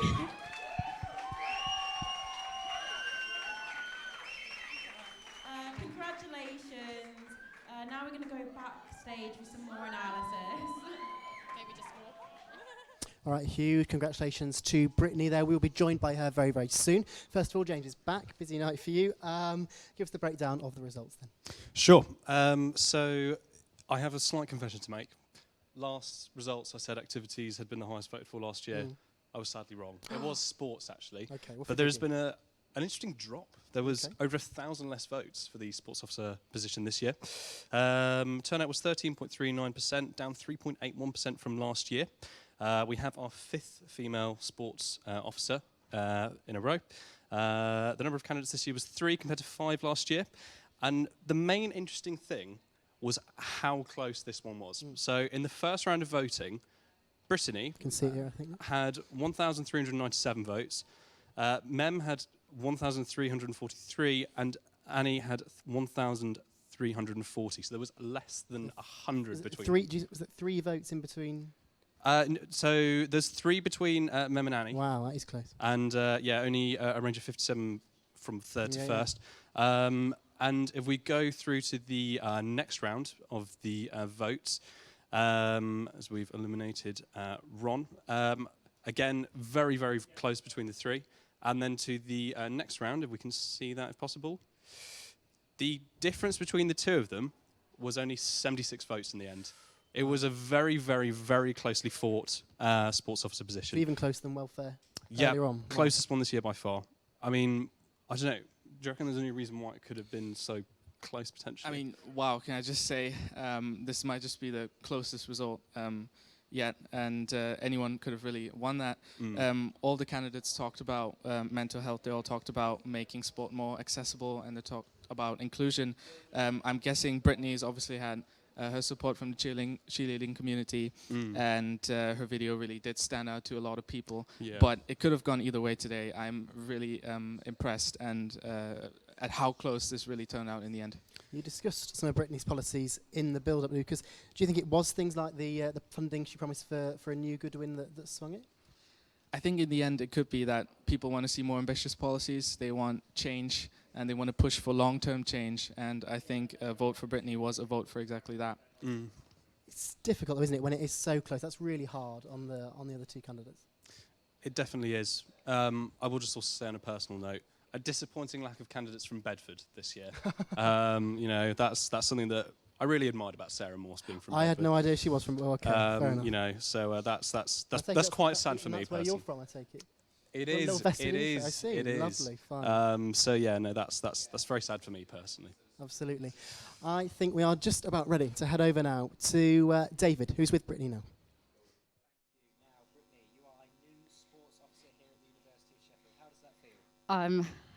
Wow, unbelievable! I genuinely didn't think I was going to win. 76 votes in it. What do you think took you over the line? Oh God, it's a hard one because they were both absolutely amazing candidates, and genuinely the whole way through, you couldn't have called it. You just couldn't have called it. maybe it was my inclusions policies. Like, I did just want to get more people involved in sport, and maybe like people listen to that. But like, that is just, I didn't even know it's 76. So that is a very, very, very tight margin. Genuinely, being on sports committee and seeing all the work Sarah did, because I've worked quite closely with her. It's just amazing what she's done, and I want to be a part of that. And I love sports, so.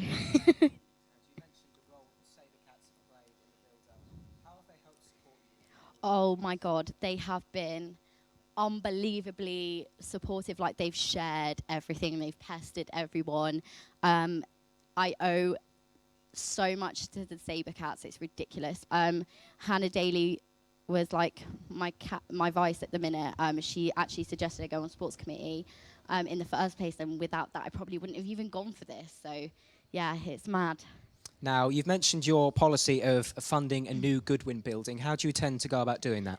Well, it comes back to my original point of just getting the university to appreciate sport, and I feel like as soon as the big people of university start to value it, that's when we can start looking at funding.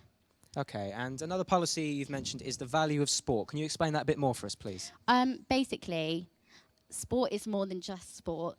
It's everything attached to it, like the friends, the personal benefits. Like, I'm sure anyone who's been on a sport can relate to when I say, like, it absolutely was the defining feature of university for me. And why is that not recognised by the university? Like, if you look at the social media and stuff like that, it is literally all to do with the academic side and nothing to do with sport until varsity comes around. And we do so much throughout the year, all these amazing campaigns and stuff, but they don't get it. And I'm so an advocate of like getting them to appreciate it, because it's changed my life completely. And yeah, I feel like they need to get it, basically. Well, congratulations. You are our new sports officer for next year. We're now going to hand you back over to the studio now for the next officer announcement.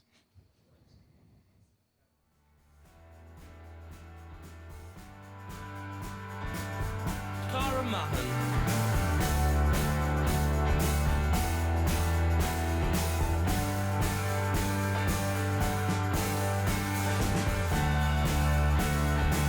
Tully.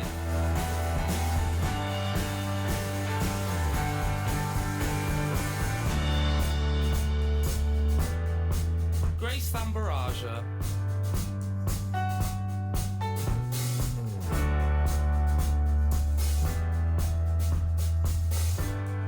Tambi Sabe.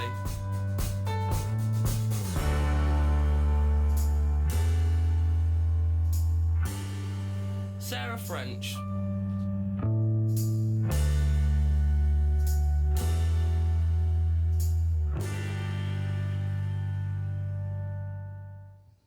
All right, I'd like to say I'm joined by Cameron and Yash to discuss this year's Women's Officer candidates. Yash, anyone stand out for you in particular? Actually, I like Grace and Rosa quite a bit. I particularly like how they stood out. I liked their manifestos, but I have to say I was leaning more towards Rosa. What do you think, Cameron?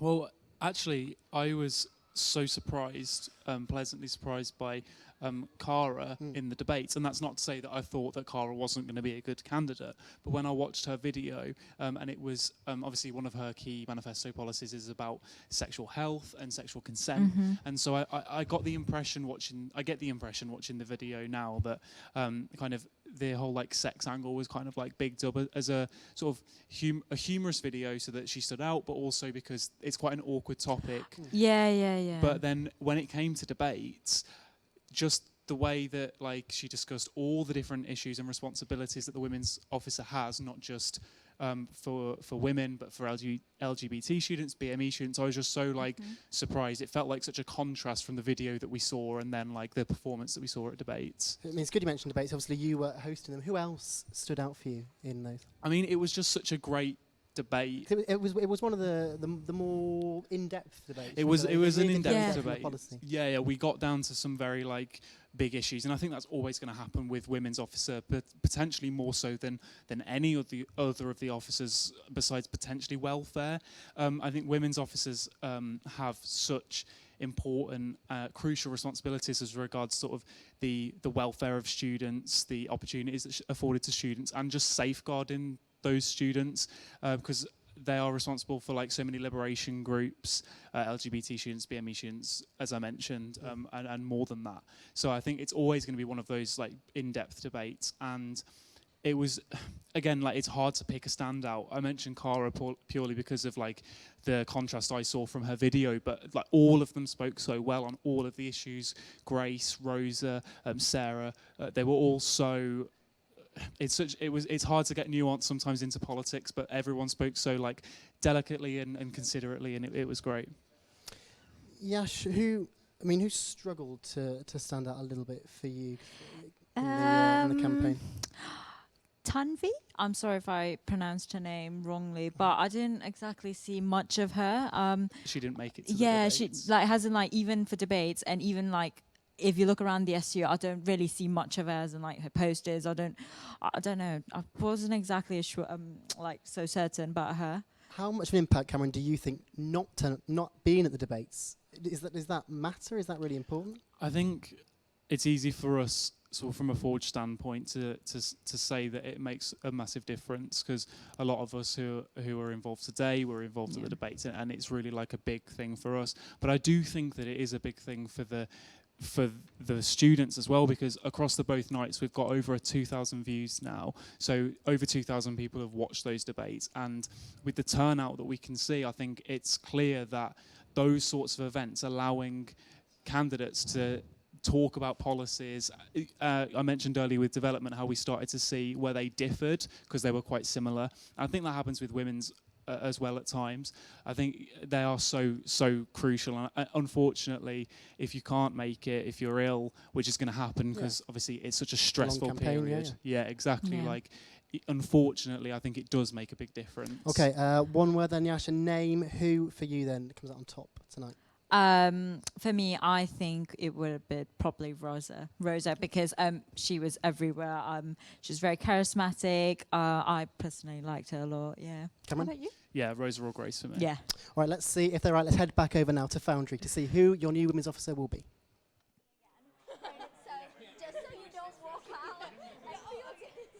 Hello. So, welcome back to Foundry, where outgoing women's officer Mayeda will be announcing her successor. Indeed she is, but there is not long left until the end of the night now. We just have education officer and president to announce. So to everyone who's been watching from the beginning, and of course our lovely live audience, thank you so much. You actually stayed from the beginning, that's amazing. I know, coming from a student who's consistently in bed after 12 a.m, it's quite pathetic that I could be asleep right now. And I've got someone to fetch me an energy drink, not booze. I can hear you all. It's an energy drink. Well, let's speed things up and get Mayeda out here. Mayeda, come on down. I'm not just one of your many toys. You don't own me. Don't say I can't go with other boys.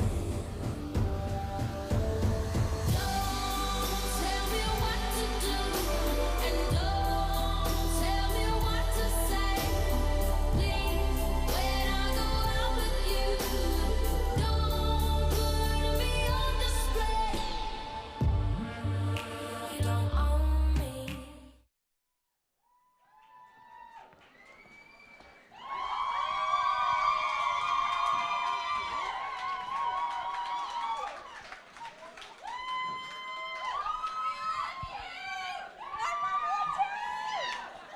So, welcome. What has women's officer meant to you?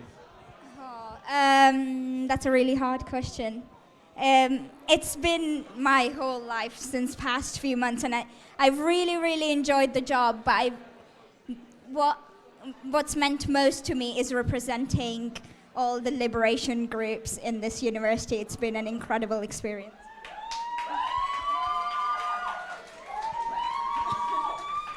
Well, Mayeda, would you please kindly announce the results for us? Okay, first of all, I just wanted to say congratulations to all the candidates for this position. You all have run such an amazing campaigns, and whoever the winner is tonight, I think you all are winners in my eyes, but there can only be one winner. So your next women's officer is no one. It's me again for another year. I did it! No! Wait! The joke. Just carry on. Say it. Say the name. Sorry, that was a joke. So your women's officer for 2019 and 2020 is Rosa Tully!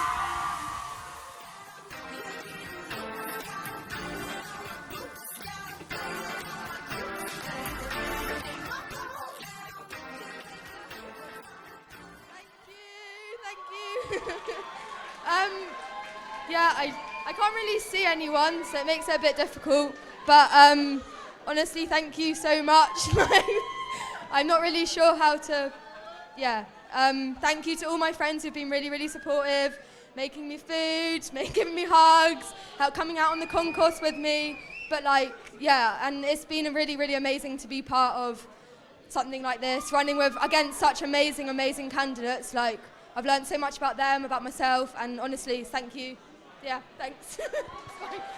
What was great about that you just missed is Rosa was off stage like, do I come on, do I stay? Anyway. Congratulations to Rosa. Back to the studio for more fun. Huge congratulations to Rosa there. We'll be joined by her in a very short while. But James, give us the breakdown, first of all. Sure thing. So turnout this year was down by 0.31%, slightly lower. 12.59% is the overall turnout, which is 4,004 votes cast. There were 5 candidates running this year, as opposed to 3 last year. Obviously, Rosa was the winner. If we could have a look at the first round of voting, if possible, now. Are we going to get there? Well, I'll talk over it. Yeah. In the first round, Rosa had. I don't have the. Oh, there we go. There we go. It's there. You got it now. My salvation. Yep. So Rosa was the ahead right from the outset, and Cara was following in second place. If we go on to the second round of voting, though, it's interesting because Cara got more of the votes that were passed on under the alternative vote system, but Rosa's lead was sufficient that in the end it didn't matter because she would come out victorious. If we go on to the next round of voting, we can just see Rosa increasing her majority, and again to the final round of voting. So in the end, Rosa finished with 1,717 votes to Cara's 1,387. So she nearly had a 400 vote majority in the end. So she was the clear winner this time. Yes, fairly significant.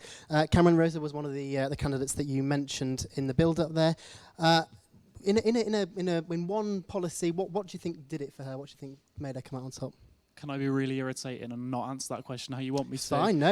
I think actually what edged it for Rosa was just the bumper manifesto. That it was one very policy. detailed. Exactly. Yeah, it wasn't one policy. It was actually just how many there were. And I never got the impression throughout the entire process that she would be unable to deliver on any of those. I think that despite its sort of breadth, I got the impression from her that she'd be able to deliver on each and every one of those manifesto pledges, and I think that's attractive to students who are voting.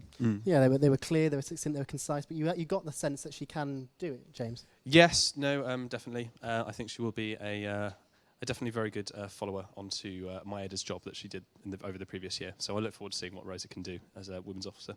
Absolutely, we look forward to chatting with her now. Here she is. And we are here with Rosa. Congratulations. How are you feeling? Yeah, I'm good. I'm in a bit of shock, but I'm fine. I'm really happy. I'm really, really happy. Oh, that's amazing. So before I actually talk about your manifesto and everything else, I just want to present a simple question to you and ask you, what inspired you to run for this role? That's an interesting question. I've been asked that so much during this campaign, and I still don't really have the answer to it. But I think I've been involved in campaigning for so long now, and I think feminist campaigning, and I think it's just been something that's always stood out to me, is that taking that that step further and kind of putting myself on a bigger platform and exposing myself. And it's just been something that I want to do. Also, my mum was a women's officer, so I think that was secretly a little bit of it. It's flowing in her veins. That's amazing. So I'm going to move on to your manifesto right now. I particularly liked your manifesto quite a lot because you were very specific on what you wanted, what your goals were. One thing that actually struck out to me the best was the fact that you said you wanted to end period poverty. Can you explain a bit more? I've done quite a lot of work with an organisation when they've really highlighted the fact that period poverty is obviously such a big issue, and it's something that prevents so many people from accessing education, higher education, I'm sure. And I think, the university makes so much money that I think the least that it can probably do is make sure that no student is being prevented from entering higher education because of something that's so simple as not having access to sanitary products or sanitation, etc. Yeah, I thought that was a very important that thing really stood out in your manifesto. I thought that was brilliant. Also about the support for the female matured students and international students. What made you bring this point up? Is there something that the SU is lacking? It's a very interesting one. Yeah, I think I do sociology, and there's quite a lot of mature students that take sociology, and I have kind of a good relationship with a lot of them. And I think for me, there was a real lacking in kind of like childcare provision. If a lecture runs over or something's delayed, then they've got to think about those sorts of things. And I've never had to think about that, but that doesn't mean that women don't. And students don't. Therefore, it's something that we need to tackle. So I just thought, that I think so often students are represented as simply just being like from about 18 to about 25, when really that's not the case. So I just thought it was something to highlight. And how about the improving of the mental health services? Yeah, I think so many of our kind of underrepresented voices, etc., they need specialist mental health support, and that I don't think is there at the moment. So I want to try and make sure that any student who needs those services have them and they're accessible to them. So all right, thank you so much, thank Rosa. you. Once again, congratulations. Thank you very now much. Let's Cheers. see your education officers VT.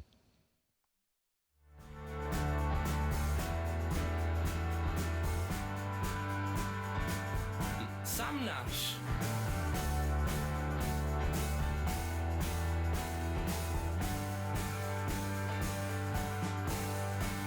Jazz Catlow.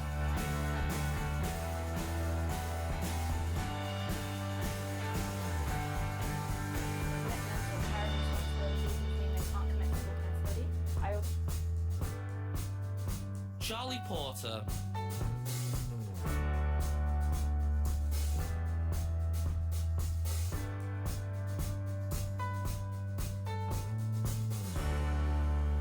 Ben Warner.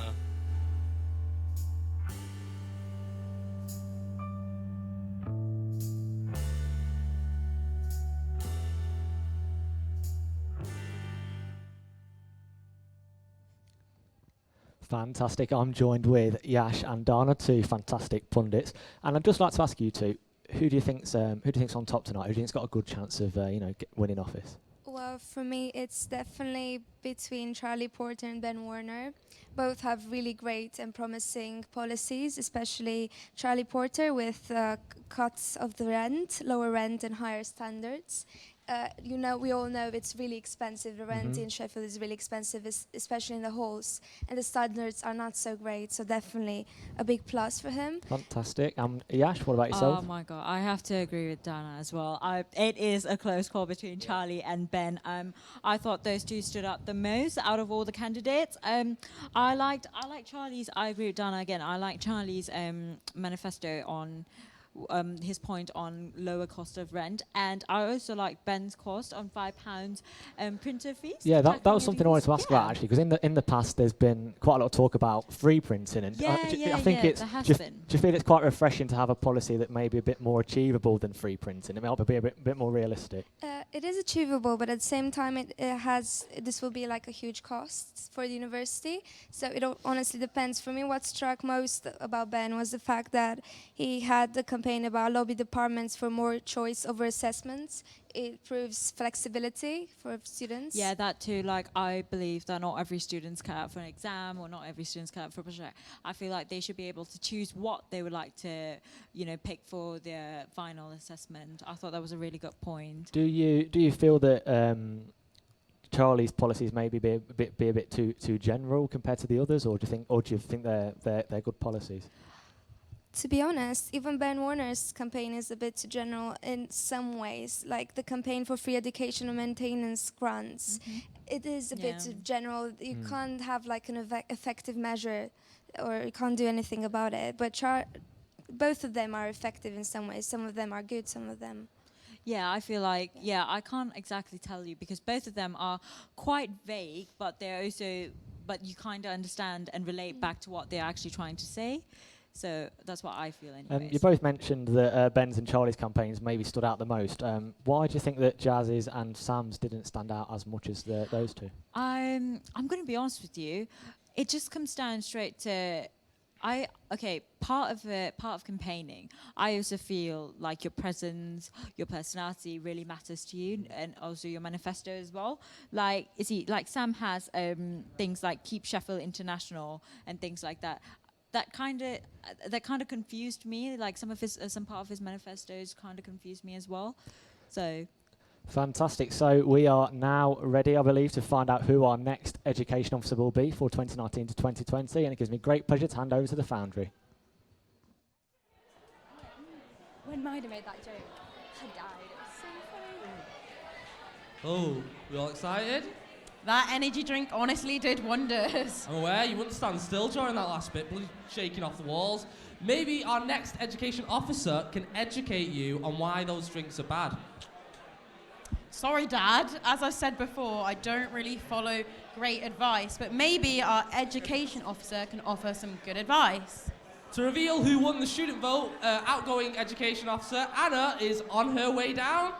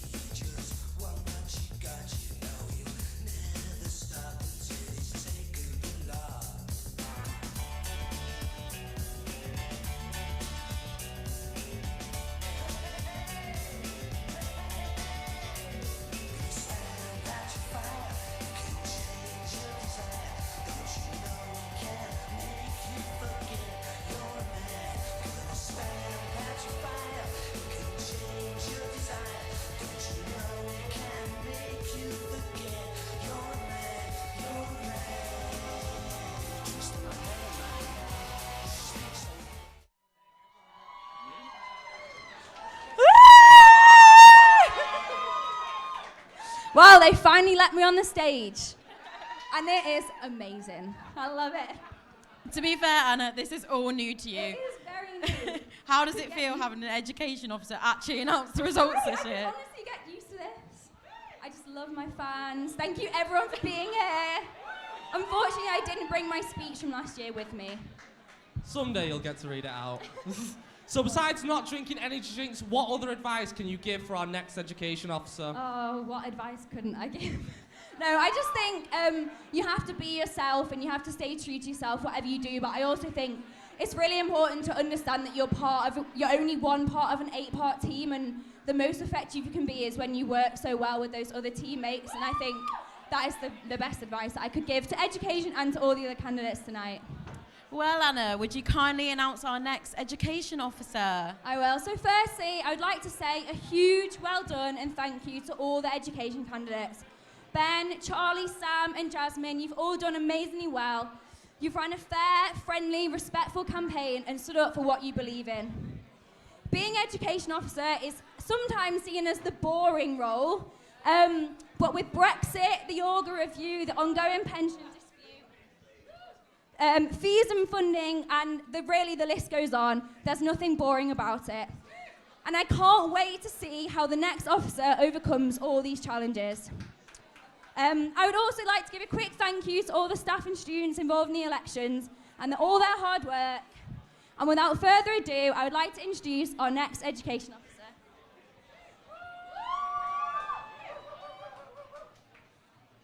So our education officer 2019-2020 is Charlie Porter.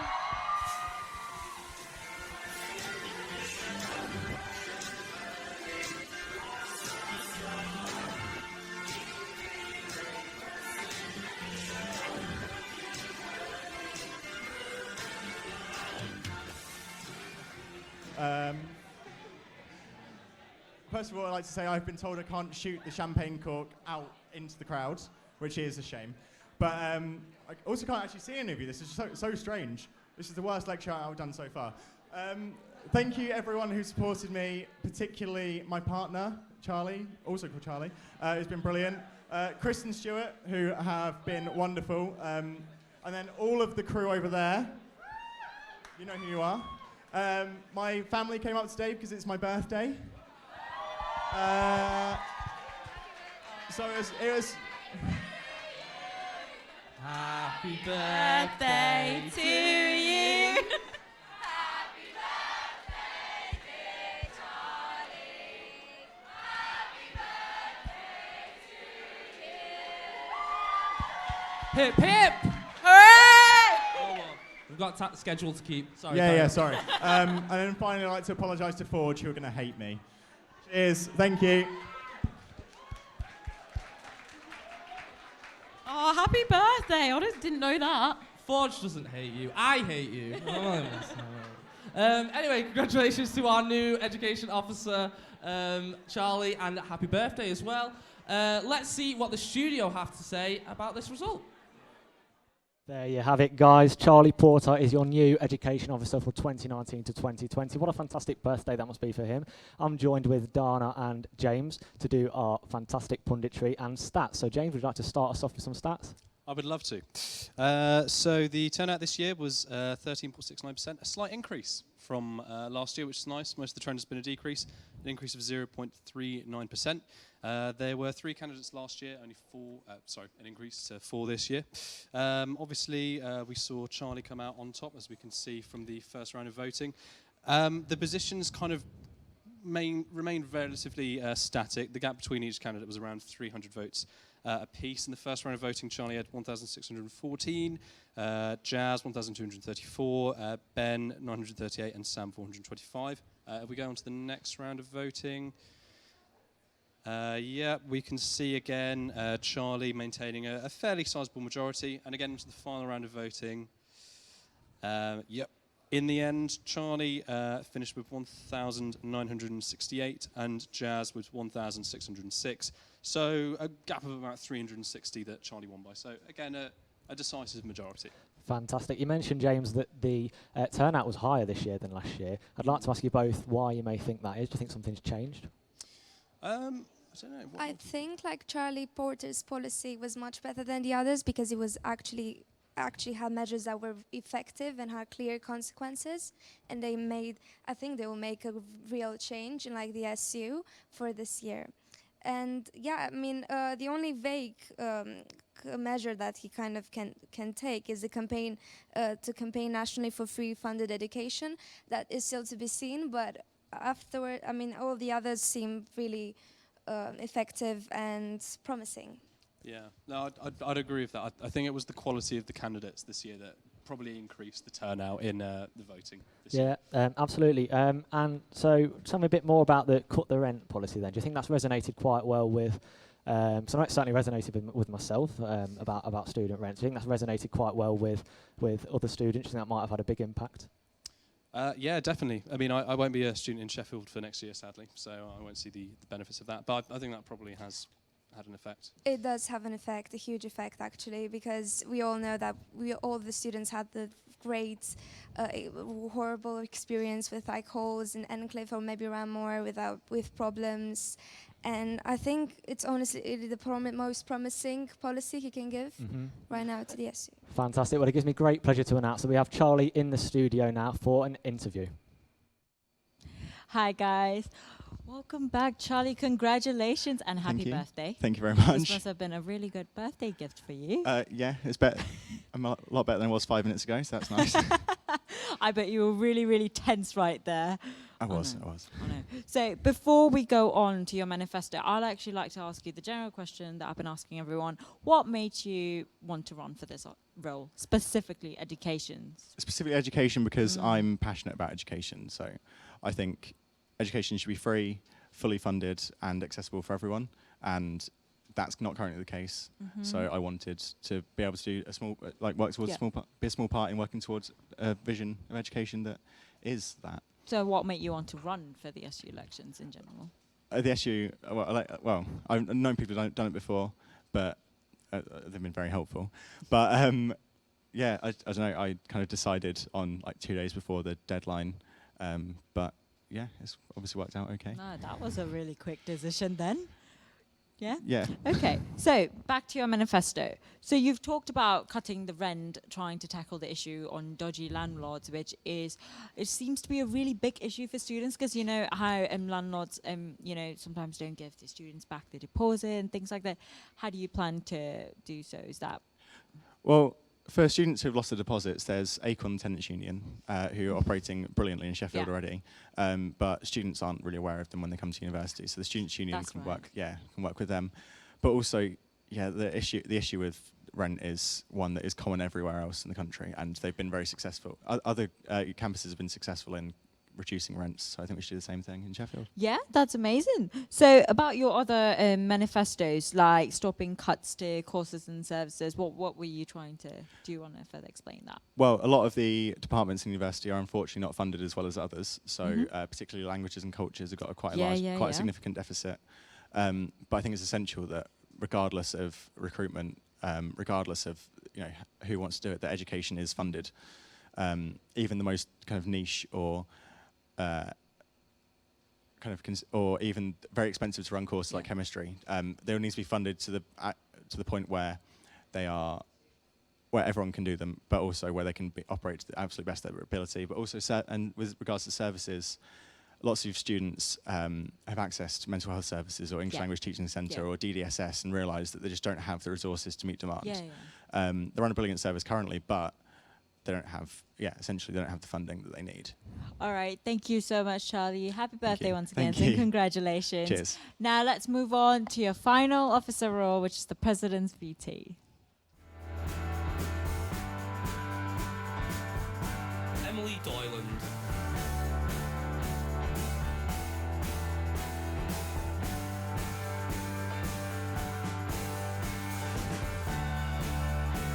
Gabe Mill.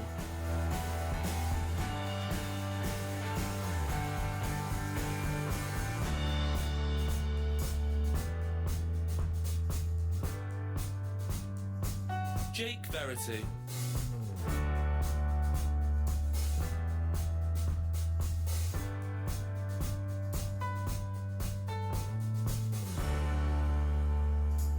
Ashley Ruth.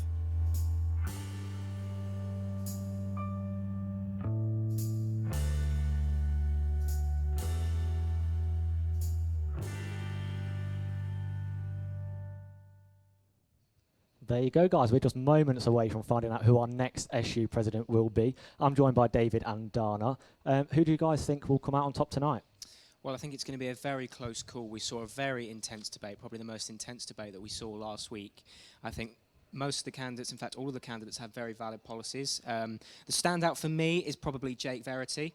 And the quote that he said in the debates, "If I say something, I'm going to deliver it. I promise all students that." That's very assertive from him, and I kind of like that. Fantastic, Dana. I actually think the same. Jake Verity proves like the most effective policies again, especially like with the student tram fares and the policy and the fight for £1 bus fares. That's the best one, I think. David, you mentioned that Jake Verity's come out on top for you because he said he promised to do it. In the past, there's been presidents and other officers that have promised the app, and it hasn't fully come to fruition yet. So what do you think he'll actually be able to deliver it from what he said in the debate? It's going to be hard, and I mentioned earlier with other candidates in other areas that it's a very hard thing to do, to try and get the finances to fund software engineering. It's not cheap, and to finding people who have the time to develop it. If it can be done, then it will benefit students, but I think that's probably his weakest policy of the list. Fantastic. And Dana, I'd just like to ask you about Ashley Ruth. Their main policy is to abolish the role of president, SU president. What do you think about that? Well, it's actually a really controversial and a really interesting fact. The president somehow doesn't have any necessary role in the SU, but at some point it is like a figure in the Students' Union building, and it has like a tradition of upholding the name of it. So it depends. Honestly, it's really interesting, and I wouldn't vote for him personally, but I root for him, honestly. And David, do you think the SU president role is important in terms of leadership? I think it is important. This is the first time, personally, this election campaign, I've seen the idea floated that it should be removed, and I think this will be a good sort of mini referendum in a way to see the support that the role has within students. Fantastic. And what about about Emily and Gabe? What do you think about those two? I think Emily really stood out for me in the debate. She handled herself very well, always stood up for herself in the debates when she came under fire. I think she remained very level-headed, and I particularly like her policy about widening well-being and making sure student support is accessible for all services, because sometimes it's not, and that should be fixed. Fantastic. Well, thank you very much, both. So this is it. We are moments away from finding out who will be our next SU president. It gives me great pleasure to hand over to the Foundry.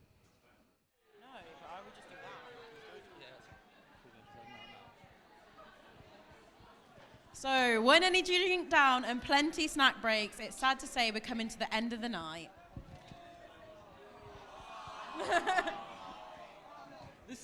But we are finally announcing our new SU president.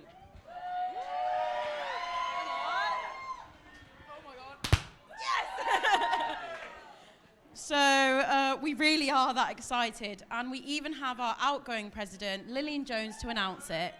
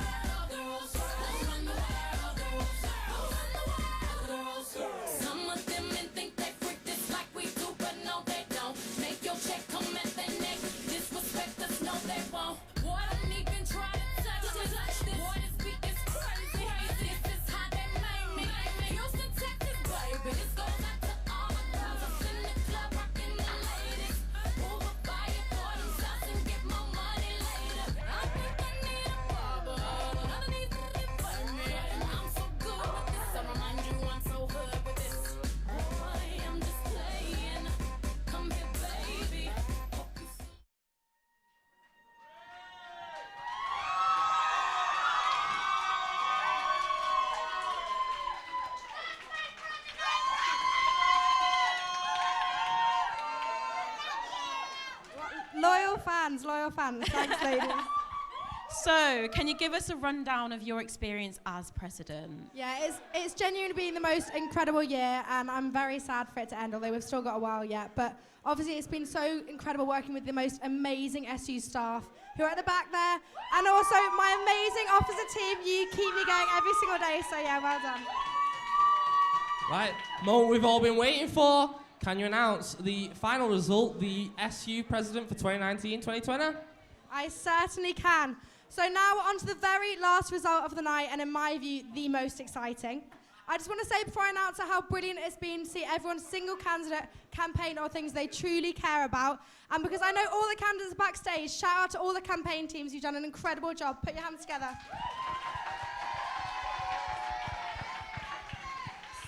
So, without further ado, I can announce next year's president is Drum roll, please, everyone. Jake Verity!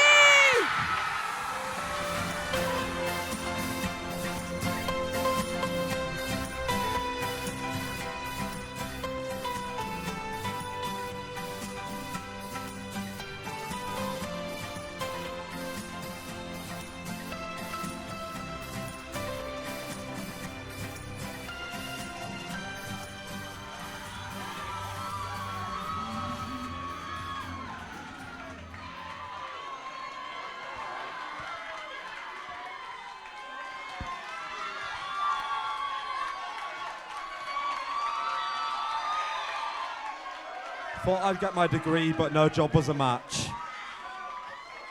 Before I start this speech, can we all please give a massive round of applause to Gabe Milne, Emily Doyland and Ashley Ruth.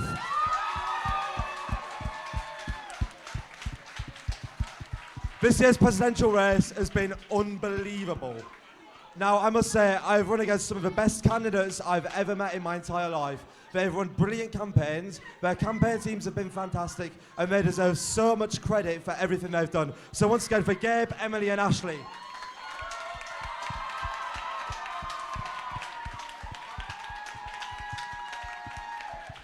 This wasn't meant to happen.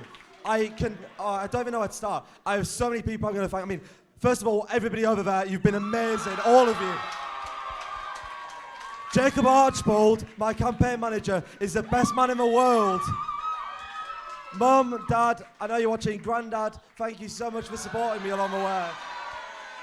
And also, can we give the loudest applause tonight for last year's SU officer team have been unbelievable.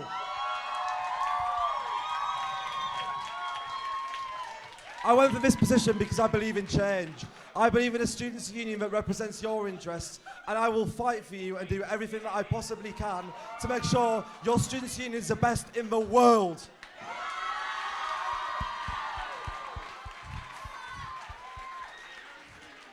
Thank you all so much. Have a brilliant night, and I'll see you all in your karaoke. I never expected this. Congratulations to Jake, our new president of the Students' Union.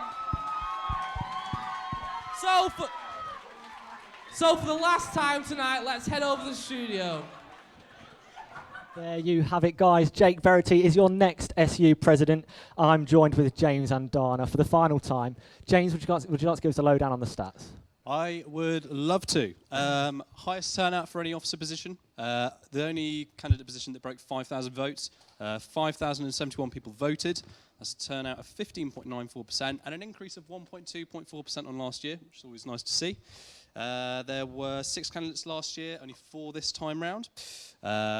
If we get up the voting figures for the first round of votes, we can see Jake was ahead, Emily second, and Gabe third, Ashley fourth.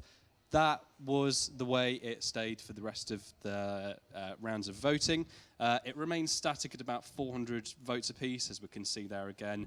Jake far ahead, Emily in second, Gabe in third, and then finally, in the end, Jake finished with 2,261 votes, and Emily with 1,984, so about 300 votes in it. Fantastic, thanks, James. Dana, I'd like to ask you, what do you think clinched it for Jake Verity? What do you think made him win? I think, honestly, he had 3 really, really good policies. The bus fares, then the student-led music festival, and then the SU app, which I think will work, honestly. Fantastic. James, I'd like to ask you, what do you think about the festival and the bus fares? Yeah, no, I like the idea that Jake has introduced with the festival. It's a good kind of engaging thing to get involved with. I must admit, I was slightly surprised. I thought Gabe would clinch it, actually. Yeah, I did think Gabe would clinch it too. What do you think about the bus fares? Because it has been something that's been mentioned before. Do you think the bus companies are going to listen? And that's a question to both of you, really.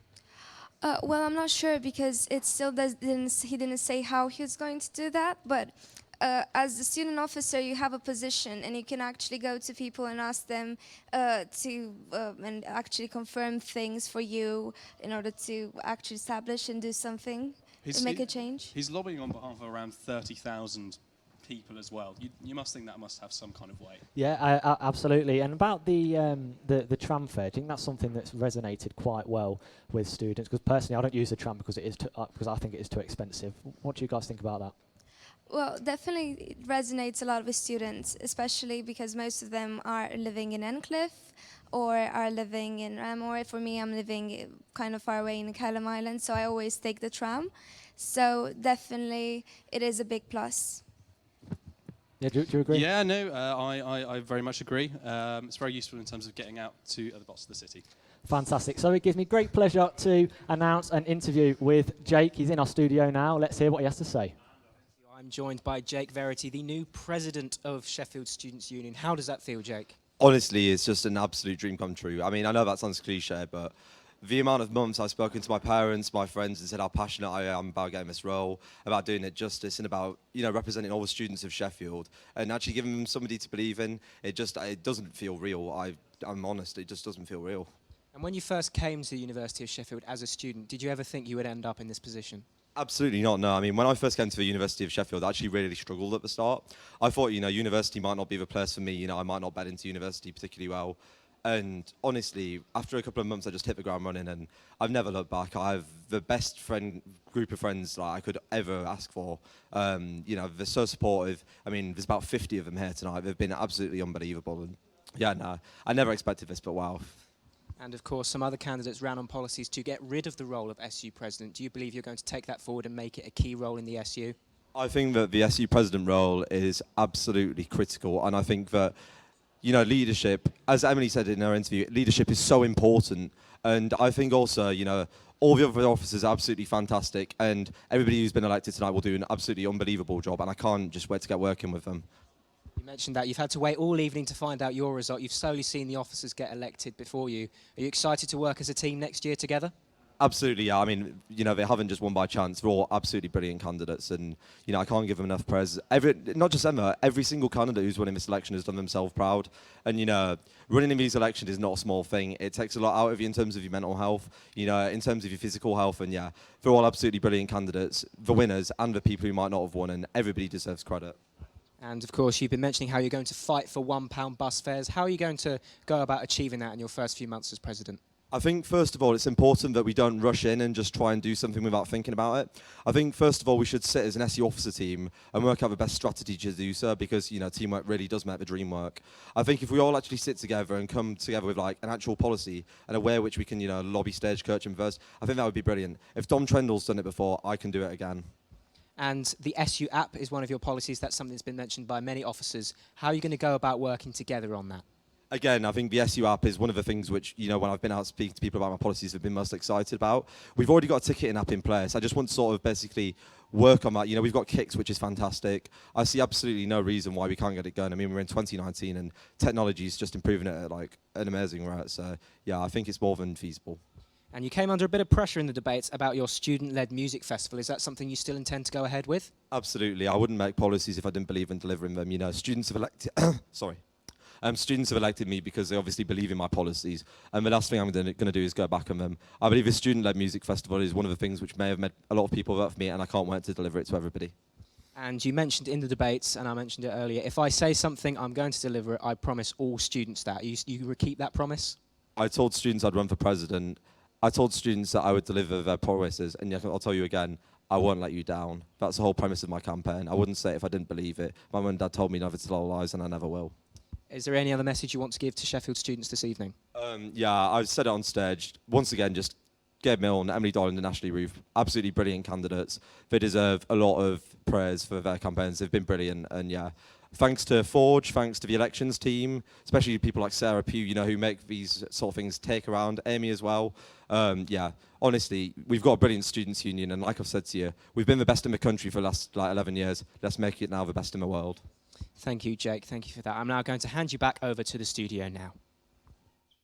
There we have it, guys. Here is our new SU president for 2019-2020, making his way down to the Foundry to have a group photo with his new officer team.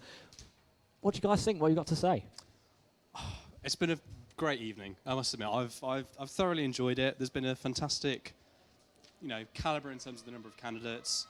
We'll see the cheers now for Jake as he enters the Foundry. Yeah, I'm extremely pleased with the outcome, to be honest. Everyone who I've voted for got elected, so I'm good. Fantastic. Well, how do you guys think he's feeling now? What, do you think he feels immense pressure or relief or? I don't know. He seems like a pretty resolute kind of guy. I don't doubt he's feeling over the moon at the moment. He's honestly, he looks really serious, and I think he's going to deliver his policies really well. How would you two be celebrating if you just won the SU presidency, the best SU in the country? If you'd just become president of this students' union, how would you be celebrating tonight? Karaoke, maybe? 4-pack of Special Brew.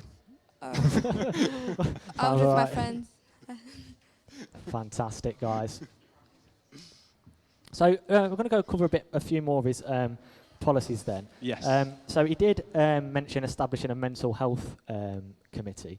Do you think that's something that should have been more for the welfare officer's manifesto, or do you think it was fine to be on the president's manifesto? What do you guys think? We already have a welfare committee, so it's not really the greatest policy, but if he wants to expand and make it more approachable to international students or someone, he can always do better policies.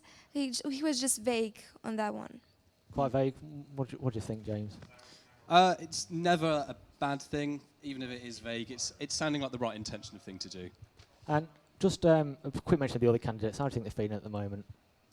I mean, obviously, it's never not nice to lose, but they should be all very proud. I mean, the campaigning was fantastic this year, and as I said, there was such high quality amongst them. I don't doubt all of them are going to go on and do fantastic things in the future. And how do you both feel about the campaign as a whole, in general? Because you mentioned that turnout for most, I think women's was down, if I remember correctly. But for most positions, turnout was actually higher.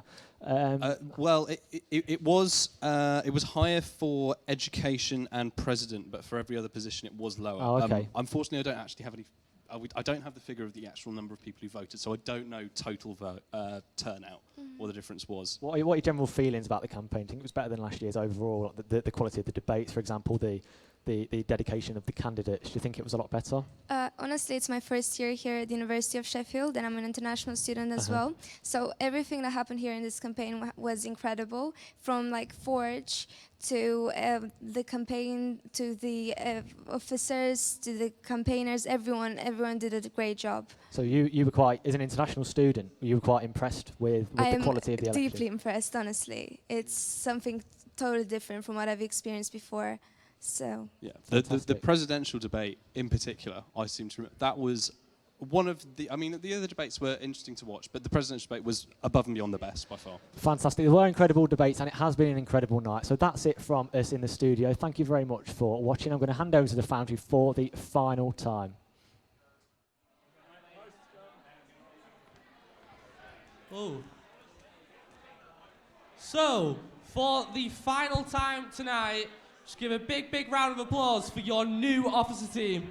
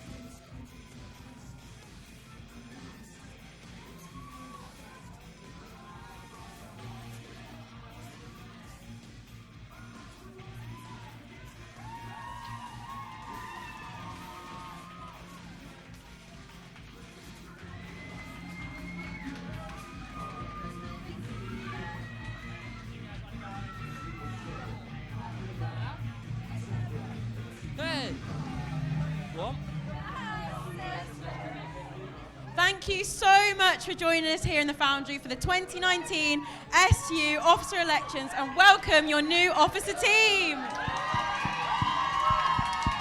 So don't forget to check out our Twitter and our blog if you've missed anything tonight.